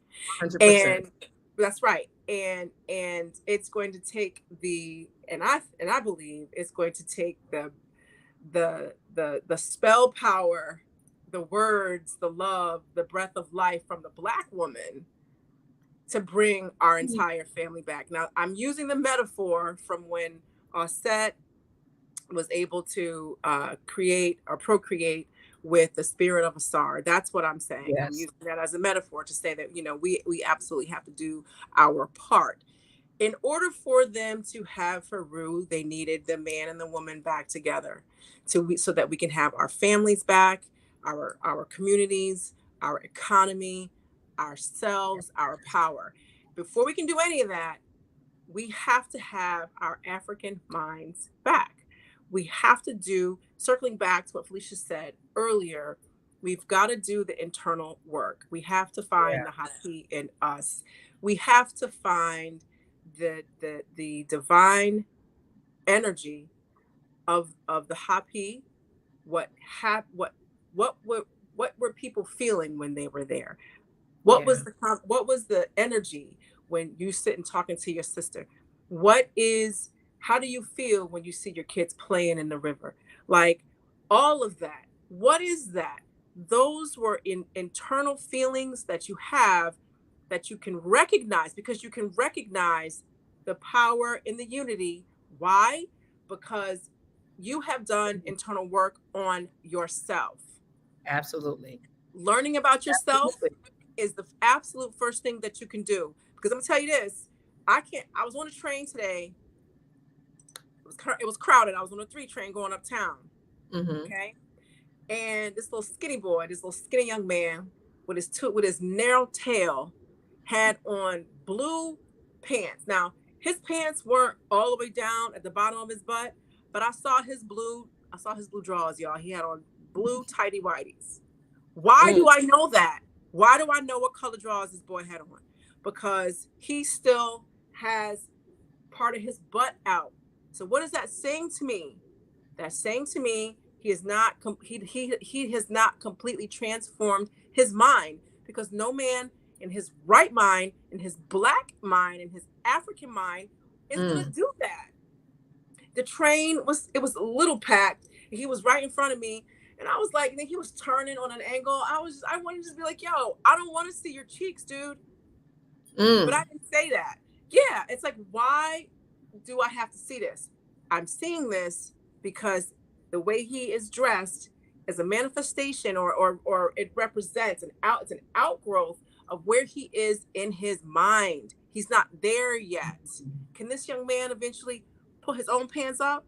Because there's no amount of campaigns or signs or pull your pants up. None of that is going to keep these pants up unless people have changed their minds in the way they carry themselves, what they say and do, what they eat, relationships they have, who they have relationships with, who they procreate with, the family units. All of that is a reflection of someone's state of mind. Okay, wherever you are, jump in and just get swept up in. I will use the metaphor of the HAPI, right? And eventually you'll be able to swim in it, learn in it, thrive, and then contribute yourself. Yeah. You know what? The older I get, like before when I was younger, I really try to help everybody. Let me, and then be committed to like help. But then, as I got older, I was like, wait, you can't even help somebody that don't even want to be helped. Period. Just show them, like, I just be like, look, it's here. You want it? There it is. And then, like, if you show interest, then I'm all in. But if you don't show interest, I'm good. And I'm not even mad at you either. And I think that's the other piece, is that, everyone's journey is their journey. And I can't even be mad at your journey, because even to spend time in your journey is taken away from me being in my journey. It's like, I can't even, oh my God. Oh, I'm just like, okay. Go ahead. I'm sorry. No. It's just, I was thinking about two people. As I'm saying this, I'm thinking about my kids. They're 15 and 18. And that one that's in college, it's like, I have a little phone call and I was like, hey, you should do blah, blah, blah. He's like, oh, well, I was like, okay, well, you let me know how that turns out. All right, good. We're good. It's like I just disconnected from trying to like change or try to, like, oh, you should do da. Like, no, I'm good. Because eventually everyone shows up where they show up where they're supposed to be. So right. Yeah. And you let me know how that works out, especially from a parent, means you about to learn this little dumb lesson on your own and in your own time. And then hopefully next time it'll take less time to learn something that your parent could have just told you in 5 minutes. But you got to experience it. And we've all been on the receiving end of a parent trying to tell us something. But we think we grow when we go to college, especially when you go to HBCU, you know even more. You think you know. Oh, yeah. My son came home. I was like, you only been here like a semester. Just sit down. I'm like, all right, we're going to see how this, it's so interesting being now a parent of an adult. So-called adult, he's 18, but this out of the house, like, it's so wild. He actually drove back to DC I was like in a passenger side, like he just drove, like picked up his friend, and I was just like, wow, It's like, you're grown. Is he at Howard? He's at Howard. No more house. When I have kids, they going to Spelman and Morehouse, or I'm putting them out. Like, I'm not playing any games with them. Well, I told my kids in the very beginning, I was like, look, HBCUs they have problems like any other university. And I'm not going to sit here and say, oh, they're so perfect. Oh, absolutely not. I would never say that. But what I will say is that they are filled with Black love. And I feel like at some point in your life, you need to go someplace where you just get some Black love. I know that's right. Yourself strong, and then you can get on out there in the world. So I know how I felt when I went to Howard. Yep. And I was like, and I didn't even try to put it on him. I was just like, I just know I'm only paying for an HBCU. And there's like, 47 of them left? So pick one. But pick one. Yeah. You going, well, I'm gonna force a little bit on my kids. You go on to Spelman or Morehouse, and because the AUC is, I loved it. I went there in a time when I'm not even gonna tell you about this. I'm about to date myself, but the AUC is super dope, and Atlanta is too, and that's all I'm gonna say. But I am gonna say this about when you were talking about when I was talking about how the HAPI is in you, and then Felicia was saying, people, you can't save everyone. One of the things that I came to understand as well, and I get this during the holidays, like when you are Kemetic or African traditional religion and your family is Christian, you still love your family. How do you deal with them? To go out even wider in scope, to zoom out a little bit more, people deal with this oppression that's on us the way that they do. Some people run towards Black. Because I only want a Black man. I want my man to know how I feel internally, the intrinsic value of our lives, what we experience, how it makes us feel. I'm not going through this with nobody but a Black man, period. Straight up, period. Mm-hmm. If you ain't Black, you ain't getting no application. And I don't even really care who got offended by that, because I ain't talking about what I don't want. I'm talking about what I do want. That's how I handle it. I want to read about myself. I want to know my history, know my ancestry, know my language, know where I came from. My maternal lineage starts at the Hausa tribe in Nigeria, northern Nigeria. I know that. I told Professor Smalls, and call my grandmother when I got the results, because she's the one who sent the mitochondrial DNA, which is the same as mine, because it goes from mother to daughter to daughter to daughter, whatever. But when you see the certificate and it has your grandmama's name on it, it hits different than when your name is on it. You know what I'm saying? So grandma did it, and that's how I am. I love being Black. I love my melanin. I love my nose, my lips. I like my behind, especially when I'm gonna hit this gym, get my butt back. It's a little flabby. I can't believe I said that. Wait. Let me just add that to you. I saw somebody up in the chat, Ronnie Capresh. What'd he say? Ronnie. Yeah. So Ronnie, I was like this, I know he's a personal trainer. So I said, look, can I just get you to get me a little exercise program? Because, this little COVID weight, I'm tired of the COVID weight, right? He's like, yeah, I got you. He got in there. Let me tell you, we just did a little fitness test. That's what he called a little fitness test. The next day, I was like, I got out of the bed. I was like, oh, I could barely move. I was like, what the hell? I was like, how did I even let myself get back to this? I used to run marathons, right? And now the fitness test at Ronnie, and then this little guy had the audacity. Okay, I'm talking about him. He sent me my what I need to do like 6 a.m. in the morning, and then he's like sending pictures of him. He's like in the full gym and full workout. He's like, oh, do your squats like this? And I'm like, it's 6 a.m. I just got up to go pee, and I'm thinking that what? I was like, yo, what about Black excellence right there? Like, I was like, so like, go ahead, Ronnie. So, like, if you on here, give us back a shout out. Say something. When I was I was like, yo, Capresh, I need me a little something. He was like, you need to do, because you know how he talks. He be talking, nice and slow and low, and then everything he has to say is really important, and that's how he sounds. So I was like, he was like, you need to do 500 jumping jacks or 500 burpees. It's just some crazy number with a whole lot of zeros. I was like, what? So then we would do them. I'd be like, 1, 2, 3, 4. Then I'd be like 80. I was feeling like a boss. I was like 85, 90. Anyway, then afterwards you'd be in the house like, do you see his workouts? No, I myself was trembling. I said, what the hell? I was like, damn. And I said, you know what? Because because him and I talked about this, part of excellence, Black excellence, is also health. And he said that it was ultimate. Yeah, he actually said a lot of quotes, and I was writing them down. But one of the ones he said that I will remember, because I've said it like 4 other times now, is that the ultimate expression of self-love, of taking care of your body, is self-love. Wait, I know I messed it up. But this is like your mind, no, it is. All of it. Mind, body, spirit, and all of that. That absolutely is the ultimate expression of Black love, because you have yourself before you have anybody. You always solely are the only one in charge of your body and what you eat and how you sleep and drinking and moving and all of that good stuff. It's up to you. It's all up to you. Kapresh, if you hear, give us a shout in the chat. I hope we didn't just dip in and dip out, especially since we shouted him out. And he gave you a program. I asked him to give me a program. He didn't give me no program. He gave me those 1,000 burpees to do.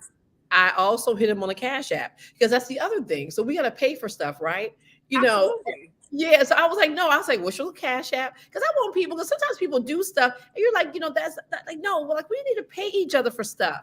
We pay each other for all. I mean, we pay other people for all types of nonsense. For everything. For anything. And nonsense. So I'm like, at least I could do is get this brother who was 6 a.m. I mean, I didn't get it. I mean, I was like, I can't believe he's showing me, like 3D versions of doing squats. I'm like, he ain't no joke. Yeah.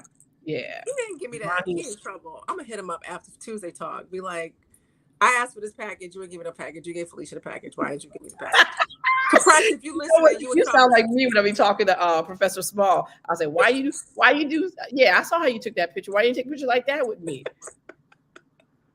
Listen, when we take a picture with Professor Small, you, me, and Dr. Tata, I'm gonna be right next to him. So the two of y'all gonna have to fight to see who. I don't know where you guys gonna be, because I know I'm having a solo shot. So that's fine, but he gonna have to make a choice. So anybody who knows Professor Small, tell him he about to get 2 calls tonight when Tuesday talking. And you know what? Listen, it's gonna be some little chicks up there who just show up. I was like, see, I'm like, look, I know it's gonna be some little people we don't even know.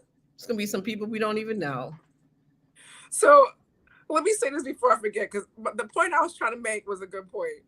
Oh my goodness. Okay. I see. I'm working on not being disturbed by Black folk addressing Asar, Set, and Haru as Osiris, Horus, and Isis. Do you have any suggestive attribute? Okay. So this kind of ties into what I'm getting ready to say. I was saying how I need my Black man, and that's period, right? And how I run towards my people and run towards my history, run towards my ancestry, and so I can be authentically African, right? I'm Hausa, all of that. And that's how I choose to deal with this. That's how I choose to live my life the way that the world is today. Other people run towards what they feel is best and what they feel is safer. I don't know how running towards the people who are torturing you, how that's safer. But some people feel that way. If I walk a certain way, if I talk a certain way, if I do certain things, if I marry your woman, if I marry your man, if I do XYZ, maybe then the day to day, the month to month, the year to year won't be, it not only will it not be as bad, but it'll be great. And I'm thinking of some people who I know personally, who I love.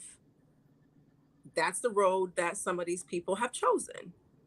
And also, and I'm going to be very general on purpose, because I'm not trying to call anybody out.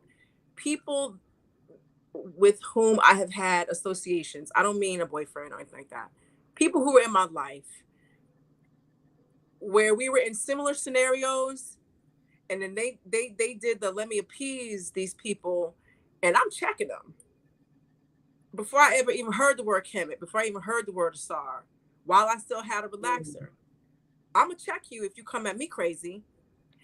And people seem to gravitate to what they feel is the safest and what they feel is the most effective, so they can live a happy day by day life. And you know what? We got to let those people do that, because that is 100%. All they can handle.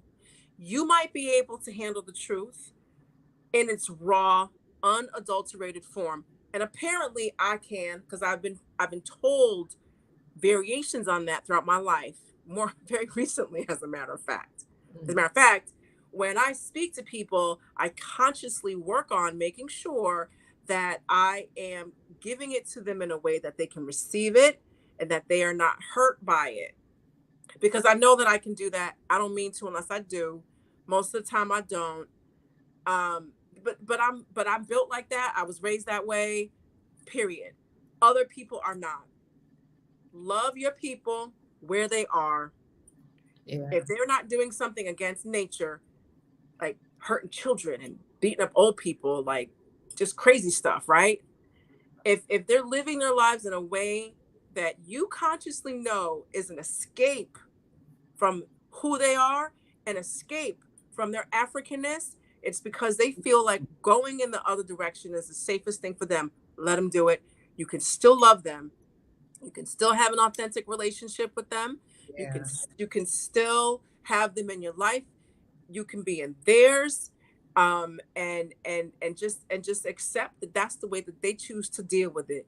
And to answer Lorenzo's question about Black people who choose not to use the word, I would politely correct them, like, the Greeks use those terms, but the Medu Neter clearly has it written to pronounce it as Asar, Aset, and Haru. I would correct them, but not in a punitive way, in a way like, well, maybe they don't know. So let me just let you know, so we can all learn, and we're all learning new things every day. So perhaps you this is something you didn't know, and I would just say something like that. But then also accept the fact that they probably also just want to be safe. You know what? You're so funny. Because I was, my kids, they came to Egypt with us. And they were learning because, Infudishi was there. So Infudishi was very clear. He was like, these are the white words, these are the Black words. I love Infudishi for that. Yeah. So like my kids are like, my son called me because some man came to their school and was talking about Egypt, and he kept saying mummy, and it was bothering him because he was like, he couldn't remember the word that Infudishi used. So he's calling me, and I was like, oh my God, did something happen? Because it's during school, and he's whispering. I was like, oh my God, is he trapped? Is like all these things going on? But he's like, mommy, there's this man here, and he kept saying, mommy, what's the word? I was like, Sahu. He was like, yes, okay, because he just knew something didn't sound right, but he knows right and the Black words, But yeah, Infudishi, I like Infudishi because when I talk about Infudishi and I talk, we can talk facts, we can talk straight. We don't have to, because I can handle it. That's what I need. I want you to give it to me like that. And so yeah. If you want that, that's what you get. But everybody lands where they land.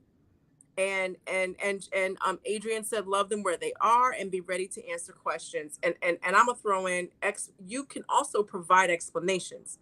You know what I'm saying? So because it's also disrespectful not to call our ancestors by their names, and in as much our ancestors gave those names to those principles of nature, those divine energies of Neter. Yes. Who is someone else to give them a different name? And I'm gonna say this: sometimes Tamahu want to give you a different name. When I was in the 4th grade, my first name is Saeed, not Sayed, not Saida, Saeed. And my 4th grade gym teacher thought she was gonna call me Sayed. or whatever. And I just ignored her. And so one day I was sitting on the floor talking to my friend Tara. I had my back to her because class hadn't started. And she kept saying, Sayed, Sayed, Sayed, I need to start class, Sayed. And you know what future Abut Seshat did? Kept right on talking to Tara. You know why? Because she wasn't talking to me. You talking to Sayed. So Sayed needs to stop talking. But you're not talking to Saeed. So I'm going to keep on talking. I was 9. And I was 9. And so then when she finally said my name right, I looked over my shoulder. I was like, yes, because I knew that was disrespectful. And I knew she was going to be annoyed. But you sat up here and said my name wrong the whole time. So you need to get somebody's name right. A Set, a Sar, Haru are the names our ancestors gave to these energies. And when people get them wrong, I don't care who they are, they need to be corrected politely and with respect. And it's also a little bit of a jab, a little light shank to let them know you're not going to disrespect African in front of me. Yeah. There may be some Black people who will let you, but I'm not one of them. So when you open your mouth, you speak with respect of what you know, and I'm going to fill in the blanks. And in as much, I will also get corrected if somebody knows something, I'm saying something wrong. Because it's a give and take. Yeah. No, I like the little white people, I just let them talk because I don't care. I'm like, say whatever. You can call them whatever. I'm talking about Black people. 100%. Yeah, because sometimes they don't know. They feel so empowered when we were in Kemet, people were just at what even with our group was coming up listening to Infudishi.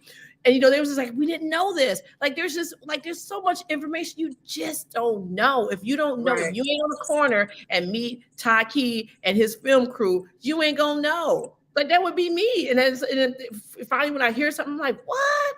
Really? Like I'm just like so amazed. I'm still amazed every time I go to Kemet, but that's a whole other different conversation. But right.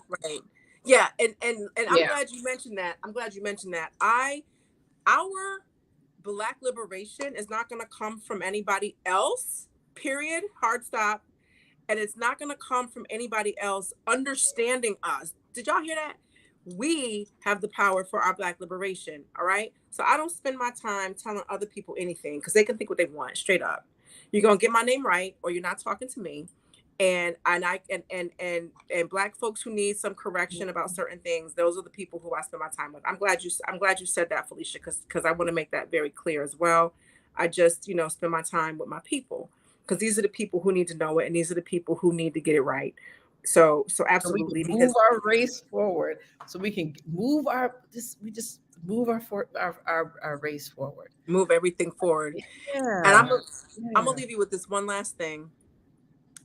If what HAPI were doing, no, bad grammar, sorry. Don't tell my mama. If what HAPI is doing was not effective or important, then nobody would be saying anything about it, period. 100%. If what 100%. some people say when they get kicked off Instagram wasn't true, if it wasn't important, if it weren't important or effective or powerful, they wouldn't be getting kicked off Instagram. Okay. 100%. So you know what I'm saying? So just keep that in mind and always right. That's right. And always understand that we hold the key. It's like, I don't know if y'all saw me lighting incense, right? I have a little cheapy lighter that I got off a cart downtown because I can't find my lighter. And I have my incense. If I have incense, here we go. If I have an incense that's not lit and a lighter, and I'm just doing this, it's never going to get lit, period. So and I say all that to say, we're the ones who have to light this incense, light this fire, get it together. You know what I'm saying? We're the ones we've been waiting on. We're the ones we've been waiting on. Absolutely. So Cheryl, can you drop the my Cash App, and there it is, and HAPI's Cash App? Oh, there's mine too. Surely ain't no joke up in Houston. My bad. She's like, I'm on it. Cheryl already dropped it. Wait, Cheryl dropped it. My bad, Cheryl. I ain't even see. Let's see. Cheryl's on my team. Cheryl got me. Yay, Lorenzo's going to be there in February. That's great. I can't wait. This will be a big old reunion. I hope we can even have the conference. I hope people come inside and sit down and listen to the conference because we just going to be out. It's just going, oh my God, it's going to be nice. It's going to be nice. It's going to be fun. So I just dropped the HAPI Cash App. Thank you. It's simple. It's HAPI Film, HAPI Film. That's their Cash App. My Cash App is Yoga Girl Sai. And I'm gonna say what one of our priests say at the Shrine of Ma'at. We don't do it for money, but we need money to do it. Y'all see me struggling with this tech. Y'all see it. Y'all see it. Yeah. Yes, I like that. Yeah, I like what you said. That's like that. We don't do it for money, but we need money to do what we do. We need money to do it, straight up. We need money to do it. We are so very talented. And let me tell you, just like, I should be quizzing y'all. We would be the what richest country in the world if we pulled all of our money? 1/6, what is it? 1/6 with the 16th wealthiest? Yeah, like we can actually run like a little country, or we can run like the money that we contribute. We can actually run a country. It's some country in Europe that we can actually run. I forgot the name of it. Because I remember listening to someone talk about it, and they're just like the amount of money that we actually spend can run a country, and not even just for a year, like for a couple years, you know. So we have this power, but to have money without cultural awareness, you know, yeah. Well, so Queen T done got her ticket. Her son got her hotel. She not Queen T. I can't wait to see you, girl. Thank you, Queen T. Come say hi to me, Queen T. When you get there, girl. I'm excited. This is gonna be super dope. So listen, all the personalities gonna be in the house. You're gonna be in the house. I just got a text from I am surviving vegan. You know the young girl that does all those really good videos about being vegan. She was on our show one time. She's like, I'm coming. She lives in Florida. I was like, that's what's up. That's what's up. Yeah, we all need to. Yeah. It's gonna be lots of fun. So listen, guys. Oh wait, I gotta give a shout out for my shirt. I was like, what are you doing? I know we have hoodies. We never had hoodies, but it's cold as hell in New York now. I mean, not as cold as Detroit, but it's kind of a little chilly. So we made hoodies this year. Hold on. I mean, I didn't know what you were doing at first. Like, what is this child doing? Oh, that's nice. Yeah, like we never had, and we had the one HAPI symbol, but we were like, you know, after that power and unity, we was like, yo, we got to work together right there. Power and unity. Oh, yeah, we're going to have all of it we're going to have everything at the Black Excellence, you know, attempt. But yeah, these little hoodies is my first time wearing it. I was like, wow, it's nice. You didn't have a separate one you could have held up? No, it's all the way in the back. I know I should have just kind of got it up. But if you go to happyfilm.com, you can see them. We got t-shirts too. We got t-shirts. We got everything. It's gonna be Why are you saying this at the end? We could have snuck this in. I know, you know, because I was just sitting here thinking as we were talking, I was like, oh, there's my little HAPI. There's HAPI. HAPI's everywhere. HAPI's everywhere. My kids are just like, you know, if I ask them to do something, they're like, oh, you're not going to do HAPI. And I was like, really? This what y'all doing? You know, HAPI. We have to be quiet because it's HAPI. I'm like, I can't. I'm like, you kids. Oh, my God. Oh, Queen T got a HAPI t-shirt too? Okay. Queen T, you gotta listen. I can't wait to see some little Queen T. I know everybody's address. I'm the one that has to mail out packages. So you said I can't wait to see some little Queen T. Yep. I know. I said little. Yes. Yes. No, I don't want you to stop. I don't want you to stop saying little. Because I always say it to short men sometimes. I'll be like, oh, little, I'll be like, oh. And he was like, are you calling me little? I was like, no, I call everything little, which I do. I even call Taiki little. And Taiki's tall, you know. How tall are you, Felicia? 5'5"? No, I'm 5'4.5". Right. But my hair makes me 5. Well, this is like a little, oh my gosh, I can't, this little hair, that's a whole other different situation going on right now. But my hair makes me tall. I'm 5'4". Felicia is 5'4.5", and we do look very similar. So when you see us, don't get us confused, or you probably will. Yes. Yep. So I want to thank you for coming on, and nice. Very nice. It was a nice little chit chat, and a half. Yeah, listen, Wolf Manlu. I'm not sure how That's tall you Lucio. are, but That's you can Lucio. This dude is Lucio ain't no joke. You get Lucio your phone number, he gonna keep you tapped into everybody that's doing everything. He'll be sending me a little text. I hit it. It's somebody doing a little live stream. He sent articles like Wolfman Lou. Yes, he ain't no joke. He's out of Chicago.